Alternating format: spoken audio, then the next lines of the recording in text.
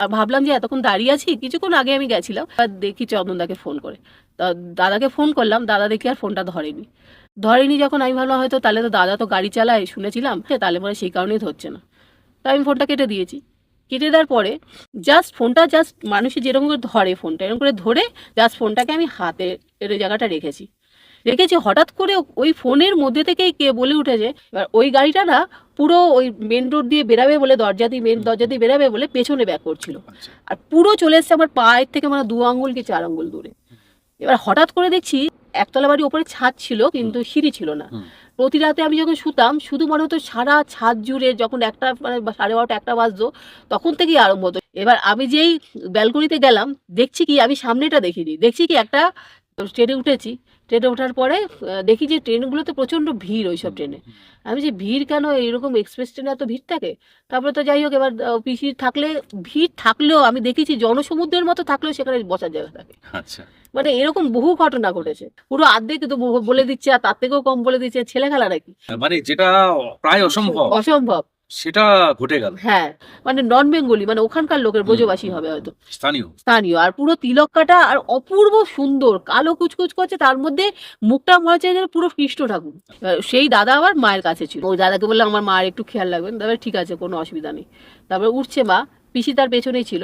হঠাৎ করে দেখছি, তুই এসছিস আমাকে গঙ্গা জল দিয়ে, আমাকে ছাড়, আমি আর পারছি না থাকতে, আমাকে ছাড়, আমাকে যেতে হবে। হ্যাঁ, মানে পিসির মধ্যে একজন প্রবেশ করেছে, মানে কিছু একটা পিসি হয়তো ভাবে আছে। পিসি বলছে, এই বসা তোরা যা, মানুষের ভক্ত লোকেরা তারা সব কষ্ট করে জেগে করতে এসছে, শোবে না, তোরা যাবি না। গোপালকে বলছে, গোপাল তুই কিন্তু মশা তাড়িয়ে দে, হ্যাঁ মশাদের রাখিস না, তাড়িয়ে দে, মশা যা, এরকম বলেছে। 3বার মানে এরকম বললো। বলার পরে আমি দেখছি চন্দনদাকে কি তাহলে দেবো এই এপিসোড, মানে এরকম ধরনের পিসির ঘটনা কি আমি দেবো, এই ভেবেছি। ভাবা মাত্রই দেখছি কি যে আমাদের অনেক কথা থাকে যে কথাগুলো শেষ হয়েও একটা সময় আরো জানার ইচ্ছা তৈরি করে, এবং সেই কথাগুলো যদি দৈব অলৌকিক ঘটনাকে কেন্দ্র করে হয়, যেগুলো আপনারা সাধক অলৌকিক রহস্য ইউটিউব চ্যানেলে শুনতে অভ্যস্ত বা বহুদিন ধরে শুনে আসছেন, সেই কথাগুলো কিন্তু কোনোদিন পুরনো হয় না। এবং সেই রকম কিছু ঘটনা নিয়ে আজকে সাধক অলৌকিক রহস্য ইউটিউব চ্যানেলের স্টুডিওতে উপস্থিত হয়েছেন মাননীয়া সুমনা শাসমল। সুমনা শাসমল সাধক অলৌকিক রহস্য ইউটিউব চ্যানেলের সঙ্গে বহুদিন ধরেই যুক্ত। মাননীয় সুমনা শাসমল থাকেন বরানগরে। তিনি ভাব সাধিকা তুলসী দাসীর একনিষ্ঠ ভক্ত এবং গুণমুগ্ধ কন্যাসামা। তো তিনি আজকে ভাবসাধিকা তুলসী দাসীর জীবনের বেশ কিছু দৈব অলৌকিক কাহিনী আপনাদের সামনে তুলে ধরবেন নিজের অনুভবে, অভিজ্ঞতায় এবং উপলব্ধিতে। নমস্কার সুমনাদি। নমস্কার। আপনাকে সাধক অলৌকিক রহস্য ইউটিউব চ্যানেলে আমি স্বাগত জানাই। আজকে দর্শকদের সামনে আপনি ভাবসাধিকা তুলসী দাসীর দৈব অলৌকিক মহিমাগুলো, যেগুলো আপনি তাকে খুব কাছ থেকে দেখেছেন এবং খুব ভালো করে তার এই বিষয়গুলো জানেন, আশা করি তুলে ধরবেন। প্রথমেই বলে নিই আমার গুরুদেবকে শতকোটি প্রণাম। আমার গুরু হচ্ছে সীতারাম ওঙ্কারনাথ দাস, মহামিলন মঠ, ওর কাছাকাছি আমার বাড়ি। ওনার কৃপায় আমি যেইটুকুনি বলতে পারি, আমার পিসি স্বয়ং এখানে বসে আছেন, যে সাধিকা পিসি, ওনাকে আমি শুধু পিসি বলেই ডাকি। ওই পিসির কাছে আমি আন্তরিক প্রণাম চেয়ে নিয়েছি আমি যেন ঠিকঠাক আপনাদের কাছে উপস্থাপনা করতে পারি। কারণ এরম ধরনের পডকাস্টে আমি এই প্রথম এলাম, এরকম কোনো জায়গায় আমি যাইনি। যাই হোক, আমি যেইটুকুনি বলতে চলেছি, পিসিমা আমাকে আশীর্বাদ করো। আজকে আমি প্রথম যেটা বলতে চাই সেটা হচ্ছে সাধক অলৌকিক রহস্যের সার্থকতা। মানে সেইটা আমি আমার জীবন দিয়ে টের পেয়েছিলাম। সার্থকতাটা কীরকম, একবার আমি আপনাকে ভয়েস মেসেজ করে পাঠিয়েছিলাম। মানে সার্থকতাটা আমি কি বলবো, আমার কাছে মানে বেশ কিছুদিন আগেই একটা বই নিয়েছিল চন্দনদা। বই বলতে সেই কি যেন দিব্য দর্শন বইটার নাম ছিল। হ্যাঁ, দিব্য দর্শন একটা আমার গুরুদেবেরও বই ছিল। ওই ওখান থেকে কিছু অংশ চন্দনদা এখানে আপনাদের পাঠ করে শুনিয়েছিল। তা পাঠ করে শুনিয়েছিল, তো আমাকে একবার চন্দনদা যখন পাঠটা সব হয়ে গেছে করা, তখন আমাকে বললো, দিদি বইটা তো আমার পড়া হয়ে গেছে, আপনাকে ওই বইটা দিয়ে আসতে চাই, তো কবে দেবো। তা আমি বললাম দাদা আপনি আসতে পারেন, আজকেই আসতে পারেন। তখন দাদা বললো তা কোথায় আসবো? আমি যে আমার বাড়িতে চলে আসুন। তা দাদা বললো না না, বাড়ি যাওয়ার মতো সময় হবে না, অনেক কাজ আছে, আপনি বরঞ্চ কোথায় একটা দাঁড়ান, আমি ওখানে গিয়ে দিয়ে আসবো। আমি বলছি, ঠিক আছে, তাহলে আমাদের মঠের কাছেই দাঁড়াবো রোডের ওপরে, ওখানেই তাহলে দিয়ে আসবেন। তো মোটামুটি মনে হয় সকাল 11টার মতো এরকম টাইম ছিল দেওয়ার। তো দাদা এসছে ওখানে দিতে বইটা। তো আমি কি করেছি, 11টার মধ্যেই ওখানে বেরিয়ে গেছি, বাড়ি থেকে বেরিয়ে গেছি, 11টার মধ্যে আমি গেছি। আর আমাদের মহামিলন মঠে দেখবেন যারা অনেকে গেছেন ওখান দিয়ে পাশ দিয়ে, তা ওখানে একটা প্রাচীর আছে, প্রাচীরের পাশেই আর কি গেট, একটা মানে মন্দিরে ঢোকার গেট, মঠে ঢোকার। এবার প্রাচীরের গায়ে আমার গুরুদেবের অনেক বাণী লেখা আছে। সেই বাণী যেখানে লেখা আছে তার পাশেই আমি দাঁড়িয়েছিলাম। তো আমি দেখছি যে ভাবলাম যে এতক্ষণ দাঁড়িয়ে আছি, কিছুক্ষণ আগে আমি গেছিলাম, তো দাঁড়িয়ে আছি, একবার দেখি চন্দনদাকে ফোন করে। তা দাদাকে ফোন করলাম, দাদা দেখি আর ফোনটা ধরেনি। যখন আমি ভাবলাম হয়তো তাহলে তো দাদা তো গাড়ি চালায় শুনেছিলাম, বাইক চালিয়ে আসে, তাহলে পরে সেই কারণেই ধরছে না। তাই আমি ফোনটা কেটে দিয়েছি। কেটে দেওয়ার পরে ফোনটা মানুষের যেরকম করে ধরে ফোনটা, এরকম করে ধরে ফোনটাকে আমি হাতে এর ওই জায়গাটা রেখেছি। হঠাৎ করে ওই ফোনের মধ্যে থেকে কে বলে উঠেছে, দিদি আমি চলে আসছি, এখনই আসবো। আমি ভাবছি কী হলো ব্যাপারটা, দাদা তো ফোনই ধরলো না, আবার এখান থেকে ফোনের মধ্যে কে কথা বলছে, আর অবিকল চন্দনদার গলা। মানে এতদিন ধরে আপনারাও চন্দনদার গলার সাথে পরিচিত, আমিও পরিচিত, চন্দনদার গলাটা মানে পুরোপুরি বুঝতে পেরেছি। তবে যাই হোক, আমি হ্যালো হ্যালো বলছি যে দাদা আপনি কি এসছেন, কী হলো ব্যাপারটা। এবার আমার দেখি যে কোনো কিছুই নেই, মানে কেউ তো ফোনই করেনি, আমার ডিসপ্লেতে যেরকম ছবি দেখায় সেরকমই ছবি। আমি তাহলে ব্যাপারটা কী হলো, তা কে ফোন করলো। তবে যাই হোক, আমি ভাবছি তাহলে কি আমি ভুল শুনলাম। এবার আশেপাশে কেউ নেই, শশা করে গাড়ি যাচ্ছে, আর কিছুটা দূরে একটা ট্রাফিক পুলিশ দাঁড়িয়েছিল। ট্রাফিক পুলিশের অত দূরের আওয়াজ আমার কাছে এসে ওরম পৌঁছানোর কথাই না, আর উনি বা এরম বলতে যাবে কেন। তারপরে যাই হোক, এবার দেখছি যে কিছুক্ষণ মধ্যেই দাদা চলে এসছে। দাদা বাইক থেকে নেমে বলছে, সুমনাদি কতক্ষণ দাঁড়িয়ে আছেন? অনেকক্ষণ। আমি বলছি না না, এইমাত্র এসছি। তাই দাদা তারপরে বইটা দিল, তারপরে আরও কিছু কথাবার্তা বলে দাদা চলে গেল, আমি ওই পাশ দিয়ে চলে আসলাম। কিন্তু আমার আর দাদাকে বলতে মনে নেই যে দাদা আপনি কি ফোন করেছিলেন, এরম এরম ঘটনা ঘটলো। তারপরে আমি এসে আবার দাদাকে ভয়েস মেসেজ করলাম যে দাদা এইরকম ধরনের ঘটনা ঘটেছে, যে আপনি কি আমাকে ফোন করেছিলেন? তখন বলছে না না, আমি তো আপনার ফোন ধরার সুযোগ পাইনি, আমি জানি হয়তো আপনি ফোন করছিলেন, কিন্তু আমি ফোন ধরার সুযোগ পাইনি। তারপরে আমি ভয়েস মেসেজ করে ওনাকে বললাম এরম এরম ঘটনা। তখন উনি শুধু বললেন যে জয় মা। মানে এইটাতে আমি বুঝতে পারলাম দাদা আপনি মানে কতদূর বুঝেছেন জানি না, আমি এটা বুঝতে পারলাম যে আপনার এই সাধক অলৌকিক রহস্য, এই নামটা দেওয়া সত্যিকারই সার্থক, নাহলে এরম ধরনের ঘটনা ঘটবে কেন? মানে এটা তো একটা অলৌকিক। হ্যাঁ, এটা অবশ্যই একটা অলৌকিক। হ্যাঁ। তার প্রতি যদি বিশ্বাস থাকে তবে প্রত্যেকেই তার সেই মহিমাকে শ্রদ্ধা জানাবেন। আসলে এসবই তার মহিমা। এই অবশ্যই। জগৎ জুড়ে আকাশ বাতাস সমস্ত ক্ষেত্র জুড়ে তিনি ছড়িয়ে রয়েছেন। দেখুন, আপনি সেই মুহূর্তে অপেক্ষা করছিলেন যে আমি বইটা নিয়ে কখন আসবো। হ্যাঁ আর আমার ফোনটা বেজেছিল ঠিক যখন আমি ডানলপ মোড়ে, হ্যাঁ তখন ওই আমি ট্রাফিক জ্যামে দাঁড়িয়ে আছি। হ্যাঁ। আর ডানলপ মোড়টা তো জানেন, যারা জানেন জ্যাম। দর্শক আপনারা জানেন প্রচুর। যে ওটা হলো অনেকগুলো মাথার মোড়, হুম। এবং একটা মানে সিগন্যাল থেকে পরের সিগন্যাল ওপেন হতে অনেক সময় লাগে, সময়। ক্লিয়ার হয়ে তারপর দেয়। আমি বুঝতে পারছি যে বাজছে। হ্যাঁ হ্যাঁ, কিন্তু সেক্ষেত্রে উনি খেয়াল রাখছেন যে একজন দাঁড়িয়ে আছেন, আরেকজন আসছেন, মাঝখানে আমার কিছু ভূমিকা, মানে কি তার কিছু ভূমিকা হুম, রয়েছে। হুম, হুম। তিনি আপনাকে জানিয়ে দিলেন, আমি না জানালেও হ্যাঁ আসছি। কিন্তু এক্ষেত্রে আমার খুব অবাক লাগছে যে পুরো আমার গলা করে তিনি বলছেন, আসলে এখানে হয়তো অবাক হওয়ারও কিছু নেই, কারণ আপনি আমি সবই তার অংশ। আর দাঁড়িয়েও ছিলাম সেরকমই একটা জায়গায়, মানে পুরো যেখানে ঠাকুরের বাণীগুলো লেখা হ্যাঁ। আছে ওর কাছেই। মানে এগুলো কিছুর সঙ্গে কিছু একটা ট্রানজাকশন থাকে। অবশ্যই। এবং এই জিনিসগুলো অলৌকিক কেন বলুন তো? কারণ হলো আমরা লৌকিকভাবে যেগুলোকে ব্যাখ্যা করতে পারি না সেগুলোকে অলৌকিক বলি। বলি। তবে এই সমস্ত কিছুই তার মহিমা। অবশ্যই। এই কথাগুলোকে যদি আমরা মেনে নিই তাহলে দেখবেন সবকিছুই খুব স্বাভাবিক। অবশ্যই। আমার বিয়ে হয়েছিল 2009 সালে। তো যাই হোক, তারপরে আমি কাশ্মীর বেড়াতে যাই। কাশ্মীর বেড়াতে যাই তো আমাদের দমদম আমার বাপের বাড়ি, যেখানে আমার পিসিমা থাকেন। সেইখানে কাশ্মীরে বেড়াতে যাই। সেইসব পাড়ার লোকেরা গেছিল আরকি কাশ্মীরে। তো আমার বর নানা রকম ব্যস্ততার খাতিরে ও কোথাও যেতে পারে না, যায়ও না সেরকম। যাই হোক, আমার হাসবেন্ড যেতে পারেনি, আমি গেছিলাম। তো আমি সীতারামের ঘটনা দিয়ে আমার ঘটনাটা শুরু করছি।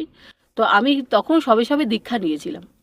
দীক্ষা নিয়ে আমি কাশ্মীর বেড়াতে যাব, তো আমি আমার গুরুদেবকে ন্যাচারালি যা ঠাকুরের যারা বিশ্বাস করে তারা উপরওয়ালাকে আগে জানাতে যায় যে আমি যেন ঠিকঠাক যেতে পারি ওপরে, গুরুদেবকে এ করতে গেছি, প্রার্থনা করতে গেছিলাম।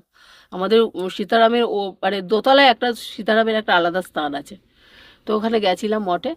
যে প্রার্থনা করে সবে মাত্র আমি ঠাকুরকে বললাম যে ঠাকুর আমার স্বামী একা বাড়িতে থাকবে, ওকে তুমি দেখো, আর আমরা যেন ঠিকঠাক ঘুরে আসতে পারি। জাস্ট আমি ওপর থেকে নিচে নেমেছি, নামবো তো মানে পুরো একটা, হয়তো অনেক মঠে তো অনেক রকম গাড়ি আছে, হয়তো মনে হলো ওটা কোনো ট্রাস্টের কোনো গাড়ি টাড়ি হবে।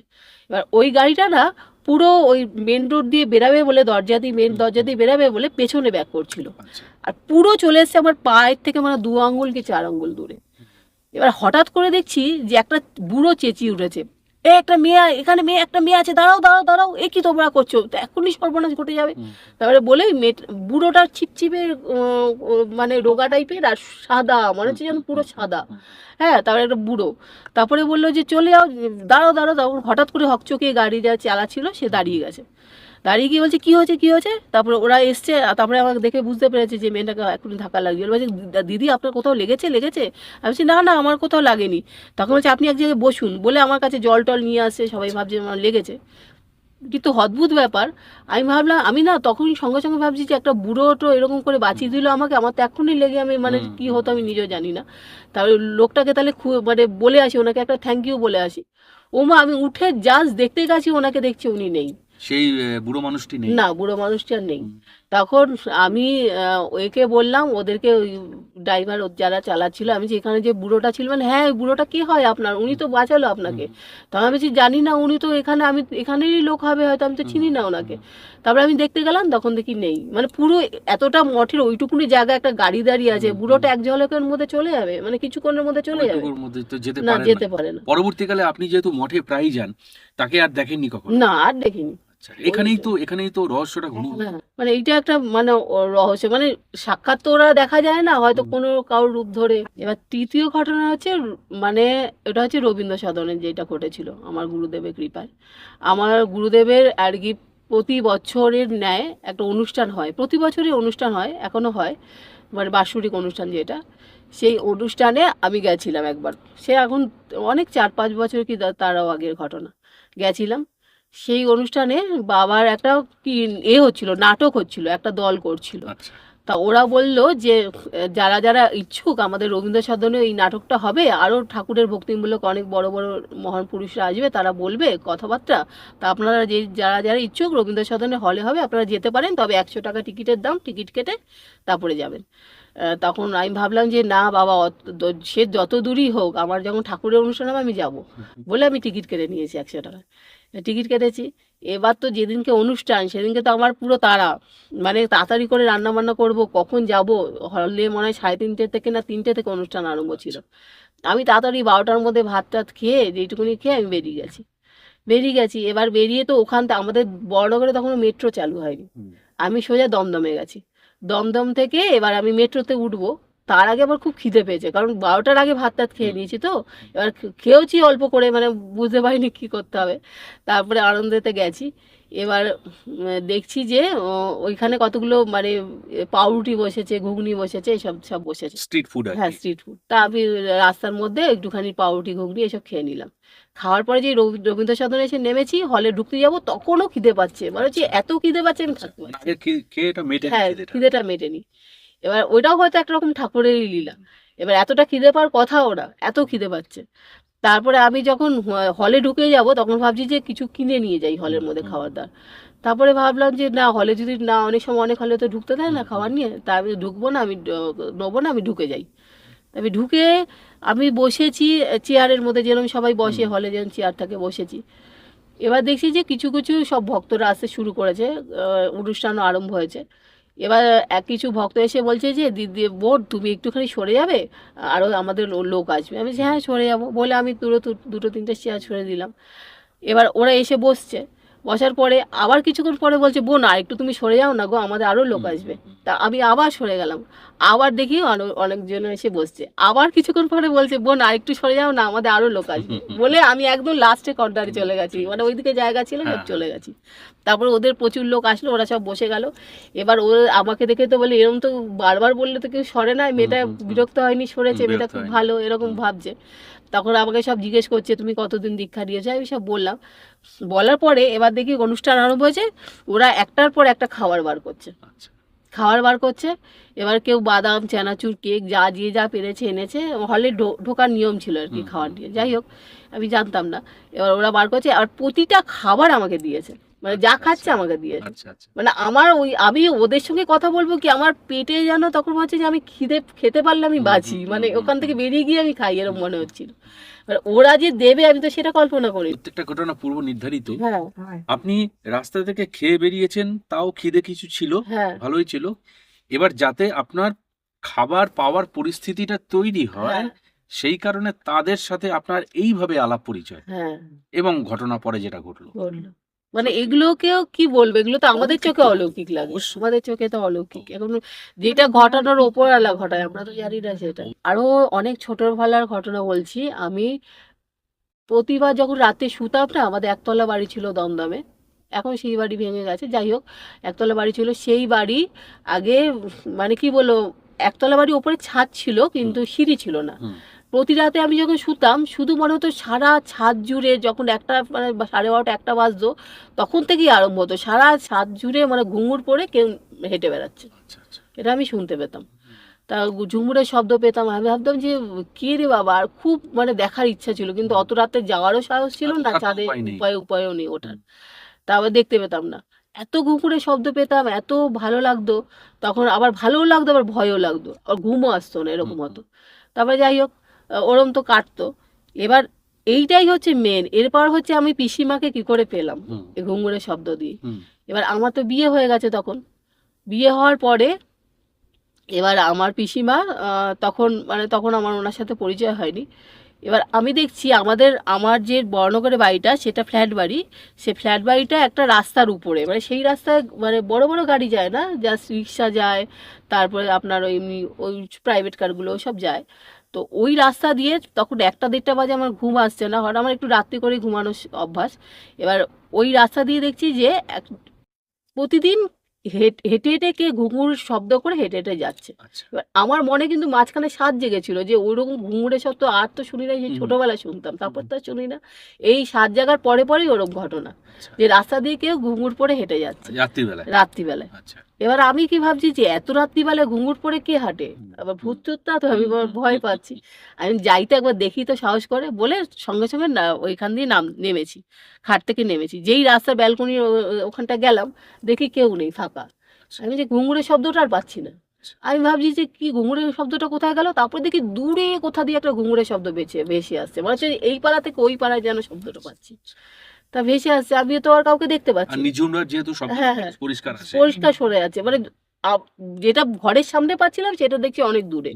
তারপরে আবার যে ঘরে গিয়ে আবার তাহলে ও শব্দটা দেখা যাবে না, কে আবার ঘুঙুর পড়ে আছে বুঝতে পারছি না। এবার তো আমি খাটে গিয়ে শুয়েছি, আবার দেখি বিকট ওরকম মনে হচ্ছে একদম পুরো রাস্তা দিয়ে হেঁটে বেড়াচ্ছে। আর আমি রাস্তার পাশেই, রাস্তার পাশে বলতে এমনি মেন রোড না, এমনি রোড আর কি। তারপরে যাই হোক, এবার আমি ভাবছি যে তাহলে এরকম তো 2-3 বার দেখতে গেছি, কিন্তু দেখতে পাই, অথচ শুনতে পাচ্ছি, অথচ যেই ঘরে এসে খাটে শুচ্ছি তখন শুনতে পাচ্ছি। এরকম তো কাটলো, 2-3 দিন কাটলো। কাটার পরে একদিন দেখছি আরো ভালো জোরালো শব্দ, ঝম ঝম করতে করতে নাচতে নাচতে মানে যেন আসছে। আমি ছন্দ তাল রয়েছে, তাল রয়েছে। এবার আমি যেই ব্যালকনিতে গেলাম, দেখছি কি, আমি সামনেটা দেখিনি, দেখছি কি একটা নাদুস নুদুস একটা ছেলে, অল্প বয়সী, একদম বাচ্চা ছেলে, আর এরকম ধুতি পরা, সাদা ধুতি পরা, আর মানে একটা সাদা রঙের না কিছু একটা গেরুয়া হয়তো ফেটি পরা, আর উপরে ময়ূরের পালক মতো। হ্যাঁ, পেছনটা দেখলাম, আর খালি গা। ও দৌড়াতে দৌড়াতে ঝুমুর পরে ওখান দিয়ে চলে গেল, সঙ্গে কেউ নেই, কিন্তু একাই। এত রাত্রে, হ্যাঁ এত রাত্রে, 12:30-1টা তো হবেই তখন, বা একটা, মানে তখন নিঝুমই রাত, মানে মানুষ ঘুমিয়ে পড়েছে। হ্যাঁ, এবার আমি যে ঘুঙুর পড়ে গেল, কি এরকম রাস্তা দিয়ে যাচ্ছে এত রাতে, এবার কাউর তো আওয়াজ পাবো, মানে মা বাবা কেউ তো থাকবে, কেউ নেই, ও দৌড়ে রাস্তা দিয়ে ওই পাশ দিয়ে চলে গেল, কিন্তু সামনে মুখের কিন্তু কোনো দর্শন পেলাম না, আচ্ছা আচ্ছা আচ্ছা। পেছনটা দেখলাম। তারপরে আমি যে কি রে বাবা, আমি এত রাতে, আমি যে অনেকের সাথে অনেক প্রোগ্রাম টোগ্রাম থাকে, হ্যাঁ হ্যাঁ তা আমি হয়তো রাতে হয়তো কিন্তু মা বাবাকে তো দেখবো সেটা দেখিনি, আমি যে হয়তো ওর ছেলেটার আগেই চলে গেছে, মা বাবা ছিল, ও ছেলেটা দৌড়ে, এটা ভেবেই আমি আবার ঘরের মধ্যে শুয়ে আছি, ঘরের মধ্যে শুয়ে পড়লাম। এর পরেই আমার পিসির সাথে সাক্ষাৎ, তার আচ্ছা। একদিন পরেই, মানে তারপরে তুলসী দাসীর সাথে। তুলসী দাসীর সাথে, এবার তার একদিন পরে ওনার আমার, আমি আর তখন ব্রহ্মকুমারী বলে একটা সংস্থা আছে, ওই সংস্থায় তখন আমি ওই এইসব ধ্যান সাধনার জন্য যেতাম। তো যাই হোক, ওই সংস্থায় আরো অনেকে আসতো, তার মধ্যে একজনের বাড়িতে বিশাল বড় অনুষ্ঠান হবে, ঠাকুরের অনুষ্ঠান তারা প্রতি বছর করে, তা আমাদের ওখানে যারা যারা ছিল সবাইকে নেমন্তন্ন করেছে ওই সংস্থা থেকে। তা আমরা গেছিলাম, সেখানে এই পিসি গেছিল। আচ্ছা। হ্যাঁ, ওইটা হচ্ছে সুরের বাটে নাগেরবাজির ওইদিকে পড়ে, এটা সুরের কত বাটে। সালের কথা? সেটা তাও কত, পিসির সাথে আলাপ হয়েছে আমার 14-15 আচ্ছা, তার কিছু আগে, হ্যাঁ, তারও 14-15 সালে। ওই পিসির সাথে তখন আলাপ হলে 14-15 সালেই আমি তখন ওইরকম আচ্ছা। সময় আমি গেছিলাম হুম, ওনার বাড়িতে। তখন দেখি পিসিকে দেখলে একটু অন্যরকম লাগে না, এবার সবারই একটা মানে ওনার দিকে তাকায়। তা আমিও তাকিয়ে আছি, আমি যে মানুষটা অন্যরকম লাগছে, সবার মতো নয় উনি, এরকম তাকিয়ে আছি। এবার দেখছি যে উনি ওরকম মানে ওই ওখানে ভোগ আরতি কীর্তন আরম্ভ হয়েছে, ঠাকুরকে দেবে, তখন দেখি উনি ভোগ আরতি কীর্তনে উনি মানে ওনার ভাবে উনি চলে গেছে। ভাব হলেই না বেশি একটা আলাদা মানে নিত্যর মুডে থাকে। এবার অনেকে বলে সেটাকে ভর ভর, কিন্তু ওনার, কিন্তু আমি যেইটুকুনি বুঝেছি, কৃষ্ণের কোনোদিনও ভর হয় না, ওনার ভাব হয়, ওনার যেইটুকুনি হয় ওনার ভাব, পুরোটাই ভাব। তারপরে যাই হোক, এবার ওনার কাছে এটাও দেখেছি, এটা জানি না ঠাকুর অপরাধ নেবে কিনা, ওদেরকে যখনই প্রসাদ দেওয়া হয় না গোবিন্দকে, তখনই আমি দেখি কিছুক্ষণ পরে পিসি এরকম মুখটাকে করে নাড়াতে থাকে, মানে ওনার যে প্রসাদ দেয় উনিও কিন্তু সেটা পায়। স্বাদ গ্রহণ করেন। হ্যাঁ, গ্রহণ করে। এটা যতবার আমি যেখানে যেখানে গেছি সেটা আমি দেখি। যাই হোক, আমি অনেকবার মুখে তাকিয়ে দেখে চেষ্টাও করি যে কোনো প্রসাদের টুকরো রয়েছে কিনা দেখার জন্য, কিন্তু অত বুঝতে পারি না। ঠাকুর যদি চর্মচক্ষুতে যদি দেখা যায়। যদি দেখা যায়, কিন্তু দেখতে পাই না কোনোদিনও, অত ভাগ্য তো আমাদের নেই, দেখতে পাইনি। তারপরে যাই হোক, এবার আমি ভাবলাম তো মানুষটা, আমি তখনই মনে হলো যে মানুষটা একটু অন্য টাইপের। তারপরে দেখলাম একজন আসলো, সে বললো মা একটু ঝাড়িয়ে দেবে, আমার পা হাত পা প্রচণ্ড ব্যথা, আমি উঠতে পারি না, এত কষ্ট পাই, অনেক ডাক্তার দেখাই কমে না। তখন বলছে ফুল, আমাকে একটা ফুল দে বললো, কার থেকে ফুল একজন নিয়ে আসলো, সে ফুল দিয়ে ওনাকে ফু ফু করে কিভাবে করে ঝাড়ালো। কিছুক্ষণ পরে দেখি বুড়োটা একটু মানে সুস্থ বোধ করছে। তারপরে সুস্থ হয়েছে কিনা আমি জানি না, কিন্তু তখন একটু সুস্থ লেগেছে। তখন দেখলাম যে একটু ভাল লাগছে, আমি আমার ওনাকে জিজ্ঞেস করলাম আপনার ভাল লাগছে শরীরটা, বলছে হ্যাঁ, উনি একটু ঝাড়ানোর পরে একটু ভাল লাগছে শরীরটা। আচ্ছা, আচ্ছা। তবে যাই হোক, তারপর থেকে আমি বুঝতে পারলাম যে এই মানুষটাকে, এই মানুষের সাথে যোগাযোগ রাখতে হবে। তারপর ওখানে একজন মেয়ে গেছিল, উনি বললো ওনার বাড়িতে যেয়ে দেখবে উনি কিরম ভাবে থাকে আর কিভাবে উনি কৃষ্ণ ভক্ত, মানে কৃষ্ণের সাধনা করে চলেছে, তুমি একবার গিয়ে দেখবে বুঝতে পারবে, তোমাকে কিচ্ছু দিতে হবে না, তুমি শুধু যাবে ওনাকে দেখবে। তারপরে ঠিক আছে, আমার তো এরম ধরনের, এর আগে ওনার মতোই একজন সাধিকার সাথে আমার আলাপ ছিল, মানে উনি দেহ রাখার পরে আমি খালি এরম ধরনের মানুষ খুঁজে বেড়াতাম, যে আমি যেন নিজেরা মানে এরম ধরনের মানুষের আমি যেন অপূর্ণ, এরকম মনে হয় আমার, মানে এদের একটা কাছে। বড় আশ্রয়, হ্যাঁ, আধ্যাত্মিক আশ্রয়। আধ্যাত্মিক আশ্রয়, মানে কিছু হলে ওইটুকুনি তো বলতে পারবো যে পিসি ঠিক হবে তো, মানে এই জিনিসটা তো বলতে পারবো, এটাই একটা বড় ব্যাপার। আমি ওনাকে ও করলাম না, পেলাম ওখান থেকে, আমি পেলাম। তারপরে পিসির বাড়িতে গেলাম, পিসির বাড়িতে গেলেই তো সবাইকে, মানে উনি ওনার গুরুদেবের আদেশ ছিল সবাইকে তুমি সেবা করাবে, মানে তোমার আসল উদ্দেশ্যই হচ্ছে সবাইকে সেবা করানো, আর তুমি যা ভজন সাধন করছো করো, কিন্তু সবাইকে সেবা না করে ছাড়বে না। আচ্ছা। উনি সেই থেকে ওনার বাড়িতে ওই ঘরের মধ্যে উনি কিভাবে যে রান্না করেন, কিভাবে যে ভক্ত সেবা উনি আজও করে যাচ্ছেন, এখন আগের মতো পারেন না, তবুও যেইটুকুনি পারেন ওইটুকুনি অনেক। মানে এত এত লোকেরা আসতো, আর এত এত লোকেরা প্রতিভা এসে সেবা পায়, মানে সেটা দেখবার মতো। মানে ওনার হাতের রান্না খেলেও যেন অমৃত লাগতো, এত সুন্দর রান্না, এখন অত পারেন না। অবশ্যই, এবং আমিও তো আপনার সাহায্যে, আপনার সান্নিধ্যে আমি তুলসী দাসীর বাড়িতে গেছিলাম, সেদিন সত্যি স্মৃতিগুলো এখনো জীবন্ত। সেদিনকে আমি পিসিকে বললাম যে পিসি তোমার বাড়িতে আসার আগে না আমি এই কালকেই আগের দিন রাত্রিবেলা এরকম ঘটনাটা ঘটেছে, পরের দিন আমি এইরকম পিসির ওখানে গেছি, পরের দিন পিসির ওখানে যাইনি, ওই অনুষ্ঠানটায় গেছি, তার কিছুদিন পরে আবার পিসির বাড়িতে গেছি। তা পিসির বাড়িতে গিয়ে বললাম যে আমি কিছুদিন আগে না এরম এরম দেখেছিলাম, একটা বাচ্চা ছেলে এরম দৌড়াচ্ছে। বলে কি, তারপরে বললাম যে বাচ্চা ছেলেটা একটা ধুতির মতো পরা ছিল সাদা। বলে আমি তো গোপালকে কিছুদিন আগে আমাকে একজন দিয়েছিল, ওরকম সাদা রঙের ধুতি পরিয়েছিলাম। তাহলে তুমি গোপালকেই দেখেছো। গোপাল ছিলেন হ্যাঁ, তিনি। মানে ওই যে পিসির বাড়িতে আসবো, ওই গোপালের মানে একটা কৃপা ছাড়া তো ওইসব জায়গায় যাওয়া যাবে না। নিশ্চয়। আর পিসি তো গোপাল নিয়েই থাকেন। তুলসী পিসির সান্নিধ্য পেলেন, হ্যাঁ, এটাও কিন্তু আপনার একটা আধ্যাত্মিক চর্চার পর্যায়ে চলে গেছে।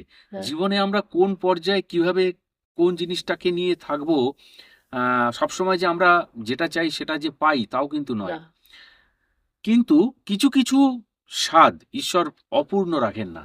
না, আমাদের সমস্ত ইচ্ছে হয়তো পূর্ণ হয় না বিভিন্ন কারণে, সেটা পূর্বজন্মের কারণে হোক, কর্মফলের কারণে হোক, যাই হোক, কিন্তু তিনি একেবারে খালি হাতে কাউকে ফেরান না। হ্যাঁ। তো আপনার এরকম একজন ভাব সাধিকার, মহান গভীর ভাব সাধিকার সান্নিধ্যে এত কাছে থাকা, এটাও যথেষ্ট সৌভাগ্যের বিষয়। এইটাই আমার কাছে মনে হয়, কিছু কিছু পাই না পাই, হয়তো ভাববে যে পিসির কাছে, অনেকে ভাবে যে পিসির কাছে গিয়ে হয়তো অনেক কিছু পাচ্ছে। মানে জীবনে আপনাদের মানে আপনারা দর্শকবৃন্দ, আপনাদের মতো আমার মধ্যেও অনেক রকম দুঃখ আছে, সে সবার সংসার জীবনে হুম। সবারই থাকে। কিন্তু আমি ওসব কিছু পাইও নি, জানি না, হয়তো মাঝে সাঝে অনেক কিছু কষ্ট আসে, পিসির ওপর রাগও হয়, কিন্তু আবার ভুলেও যায়। কিন্তু এরম ধরনের মানুষ তো পেয়েছি, এরম তো সবসময় তো পাওয়া যায় না। হঠাৎ করে অনেক রকম বিপদে পড়ে তার কাছে সান্নিধ্য তো চাইতে পারবো যে পিসি এতটুকুনি বিপদ, আমাকে এই ঠাকুর উদ্ধার করবে না। দৈহিক আশ্রয়ের চাইতেও মানসিক আশ্রয় একটা হ্যাঁ, বড়। মানসিক এই যে শান্তিটা পাই ওনার কাছে গিয়ে। সবচেয়ে বড় কথা, দৈহিক বা বাস্তব আশ্রয়ের একটা সীমাবদ্ধতা আছে, হ্যাঁ, কিন্তু মানসিক এবং আধ্যাত্মিক আশ্রয় সীমাহীন, হ্যাঁ, গভীর। যারা বুঝেছে এবং পেয়েছে, সেই তারা জানে কি রসটা, পেয়েছে। রসটাকে পিসির সাথে তো অনেক জায়গায় ঘুরতে গেছি জীবনে। মানে পিসিকে নিয়ে না গেলে অন্য কারোর সাথে এখন ভালো লাগে না, কেন ওনাকে নিয়ে গেলে না মানে মনে হয় কি যে আমরা ভালো মতো ঘুরে আসতে পারবো, মানে একটা আধ্যাত্মিক জোর থাকে। নিশ্চয়। এবার গেছিলাম হচ্ছে বেনারসে। তো বেনারসে যাওয়ার ঘটনাটা হচ্ছে, আমরা যখন বেনারসে যাই তখন ওনারই বাড়িতে কিছু মানুষ আসে, তারা এখন নেই, অনেক দূরে দূরে থাকে, তো তারাও গেছিল আমার সাথে। তো আমরা যখন গেছিলাম তখন পুরোপুরি আমরা বেনারসে যাইনি, প্রথমে গেছিলাম গয়াতে। আচ্ছা। গয়াতে গিয়ে পিসিও বাবা মার নামে পিণ্ড দেওয়ার ছিল, তারপরে ওরাও আরও কার কার নামে পিণ্ড দিল। তো ও পিণ্ড দেওয়ার উদ্দেশ্যে আমরা গয়াতে গেছিলাম। গয়াতে গিয়ে পিণ্ড ফিণ্ড দিয়ে তারপরে ভাবলাম যে ওইখানে আবার বিজয় কৃষ্ণ গোস্বামীর একটা অনুষ্ঠান ছিল কাশিতে, ওই অনুষ্ঠান ছিল, ওই আশ্রমেই আমরা উঠবো, এটাই ঠিক ছিল। পিণ্ড টিণ্ড দিয়ে আমাদের আবার ট্রেন আছে, আমরা আবার স্টেশনে চলে আসলাম, গয়া স্টেশনে। এসে দেখছি যে ওই যেই ট্রেনটা যাওয়ার কথা ওই ট্রেনটা মানে ছেড়ে আমরা স্টেশনে পা দিয়েছি, তার মধ্যে ট্রেনটা ছেড়ে দিয়েছে। আচ্ছা। মানে আমরা আর ওই ট্রেনে উঠতে পারলাম না। তারপরে আমি সবাইকে জিজ্ঞেস করলাম এরপরে কোন ট্রেনে আমরা কাশি যেতে পারবো। বলে কাশি যাওয়ার ট্রেন আছে, কিন্তু আপনাদের সেই বিকাল হবে। মানে তখন আমরা তো কখন 11টা না 10টার মধ্যে এসে সকালে পৌঁছেছি ওখানে। আচ্ছা। মানে ওই পিটো টিটো দিয়ে আমরা আবার 10টা 10:30টার মধ্যে ওখানে পৌঁছে গেছি। মাঝখানে প্রায় 4-5 ঘন্টা হ্যাঁ, থাকে। পুরো ওখানে স্টেশনেই ছিলাম। থাকার পরে কি বলবো, পিসির সাথে চলতে চলতে না মানে আমি এখন কষ্টটাকেও যেন কোনো কষ্ট ভাবি না, মানে জীবনে ঠিক আছে, ওইটুকু তো কোনো করাই যায়, কোনো ব্যাপার না। তারপরে যাই হোক, এবার আমরা ট্রেনে উঠেছি। ট্রেনে ওঠার পরে দেখি যে ট্রেনগুলোতে প্রচণ্ড ভিড় ওই সব ট্রেনে। আমি যে ভিড় কেন, এরকম এক্সপ্রেস ট্রেনে এত ভিড় থাকে। তারপরে তো যাই হোক, এবার পিসি থাকলে, ভিড় থাকলেও আমি দেখেছি জনসমুদ্রের মতো থাকলেও সেখানে বসার জায়গা থাকে। আচ্ছা। মানে এরকম বহু ঘটনা ঘটেছে। পিসি থাকলে বসার জায়গা হয়েই যাবে, আমি জানি উনি আছে মানে বসার জায়গা হয়ে যাবে। আজকেও যখন ট্রেনে করে আসছি ওনাকে দেখে উঠে উঠে দাঁড়িয়েছিল, আচ্ছা। বসা ওনাকে বসতে দিয়েছে, আবার আমাকেও বসতে দিল, আরেকটা লোক বলছে আপনিও বসুন। আচ্ছা। যাই হোক, এবার যখন ওনাকে দেখেছে তখন দেখার পরে দেখি ওইখান থেকে মানে যে পিসি যেখানে দাঁড়িয়েছে ওখান থেকে কিছু লোক উঠে গেল, ওরা আমার নামবে। তা পিসি বসা হয়ে গেল, আমাদেরও বসা হয়ে গেল, আরও দেখি লোক উঠছে, তারপরে আমাদের সাথে যারা ছিল তাদেরও বসলাম। দেখি ট্রেন থেকে যাচ্ছে তো যাচ্ছেই, রাত্রি যখন 10টা বেজে গেছে, আমি একজনকে জিজ্ঞেস করলাম আচ্ছা দাদা কাশিতে গিয়ে কখন পৌঁছাবে। বলছে এটা তো লোকাল ট্রেনে উঠেছেন আপনারা, কাশিতে যেতে তো সেই ভোর হয়ে যাবে, মানে ভোর রাত্রে গিয়ে পৌঁছাবেন। আমি বলছি ও এটা এক্সপ্রেসটা, বলছে না এটা লোকাল ট্রেন, আপনারা শোনেননি। আমি বলছি না, আমরা তো ট্রেন ফেল করেছি, আমরা যা ট্রেন পেয়েছি উঠে গেছি। তখন বলছে যে তো যেতে অনেক দেরি হয়ে যাবে, তবে সারা রাত ওই ট্রেনেই, লোকাল ট্রেনেই থাকতে হবে, উপায় তো নেই। উপায় নেই। এবার তো আমি তখন আমার বয়সটাও তখন অনেকটা অল্প ছিল। তারপরে যাই হোক, এবার আমি পিসিকে বললাম তাহলে কি করবো, এরকম ভাবেই থাকতে হবে। আর পিসি তো সবসময় পোটলা করে ছাতু মুড়ি এসব নিয়ে যায়, খিদে পালে খায়। তাই ও টুকটাক বার করছি, খাচ্ছে। এবার কি হয়েছে, যত রাত হচ্ছে ট্রেনটা ফাঁকা হয়ে যাচ্ছে। আচ্ছা। মানে পুরো 1টা 1:30 বাজে, তখন ট্রেনে লোকই নেই। কতগুলো লোক ছিল, সব বিহারের লোক। মানে আমার দিকে না, মানে 2-3টে লোক ছিল আমার দিকে কেমন ভাবে তাকাচ্ছে। আচ্ছা। আমার দেখে অতটা ভয়ও লাগছে। আমি চেয়ে কি রে বাবা, এত রাত্রে, তারপরে আমরা সব মেয়ে ছেলে আর ওরা সব বয়স্ক। আমি যে কি হবে তাহলে, এরকম কিছু যদি হয়, মানে আমি ভয় পাচ্ছি। পিসি আমাকে দেখে বুঝতে পেরেছে আমি ভয় পাচ্ছি। পিসি বলছে তোমার ভয়ের কোনো দরকার নেই, ভয় করো না মা, তুমি ঠাকুরকে ডাকো, ওপরওয়ালাকে ডাকো, ও ওপরওয়ালা রক্ষা করবে। আর পিসি সকালে ওই জপের বেলা নিয়ে জপ করছে। যাই হোক, তারপরে প্রতিটা মানে মহিলার কোলে একটা করে বাচ্চা। আচ্ছা। তা বাচ্চাগুলো এত ক্যাচর ম্যাচর করছে, ওদের ক্যাচর ম্যাচর শুনতে শুনতেই পুরো রাত ভোর হয়ে গেল। মানে তখন আর ভোর কোনো বিষয় আর কিছু মাথায় নেই। মাথায় নেই, আর ওই লোকগুলোর কথা তো মাথায় নেই। যাই হোক, এবার ভোর হয়ে গেল। মানে প্রতিটা, আমি আবার ভাবছি যে একটা আমাদের কম্পার্টমেন্টে এত ভিড় হলো, পাশের কম্পার্টমেন্টে ভিড় হচ্ছে নাকি দেখি তো। মানে আমি না স্টেশনগুলোতে অন্যান্য লোক নামা উঠলে করলে তো বুঝতে পারবো। আমি জানলার কাছেই বসেছিলাম, আর জানলা দিয়ে তাকিয়ে তাকিয়ে দেখার চেষ্টা করছি অন্য ট্রেন যখন থামছে তখন নামছে কিনা। দেখছি আশেপাশে কম্পার্টমেন্ট থেকে কিন্তু সেরকম, আমাদের কম্পার্টমেন্ট থেকে লোক নেমে যাচ্ছে, মানে অনেক লোক উঠেছে তো নেমে যাচ্ছে। তো আশেপাশে কম্পার্টমেন্টের থেকে কোনো লোক সেরকম নামতেও দেখছি না, উঠতেও দেখছি মানে না। ওই আপনাদের কম্পার্টমেন্টটাতেই লোক হ্যাঁ, প্রচুর বেশি, উঠেছিল। প্রচুর উঠেছে। অন্যান্য হ্যাঁ। কম্পার্টমেন্ট হয়তো উঠেছে, হুম। নামতে দেখছি 1-2 জন খুব কম। কিন্তু অন্যান্য এত রাতে স্টেশনে কে নামবে আর কেউ? আমাদের কম্পার্টমেন্টে যেমন উঠছে আবার নামছেও মাঝে সাঝে। বাহ, এটা খুব মানে অসাধারণ অদ্ভুত, ঘটনা। হ্যাঁ, মানে অদ্ভুত লাগছে। আমি যে হুম। অন্যান্য কম্পার্টমেন্টে লোক উঠবে, মানে উঠছে কিনা বুঝতে পারছি না, কিন্তু নামার সময় যখন স্টেশন থামছে আমি দূর থেকে দেখছি যে না, অন্যান্য মানে নামছে তো খুব কম লোক নামছে। দেখুন, ভক্তিহীন মানুষের কাছে এইসব ঘটনার তাৎপর্য কিছুই নেই।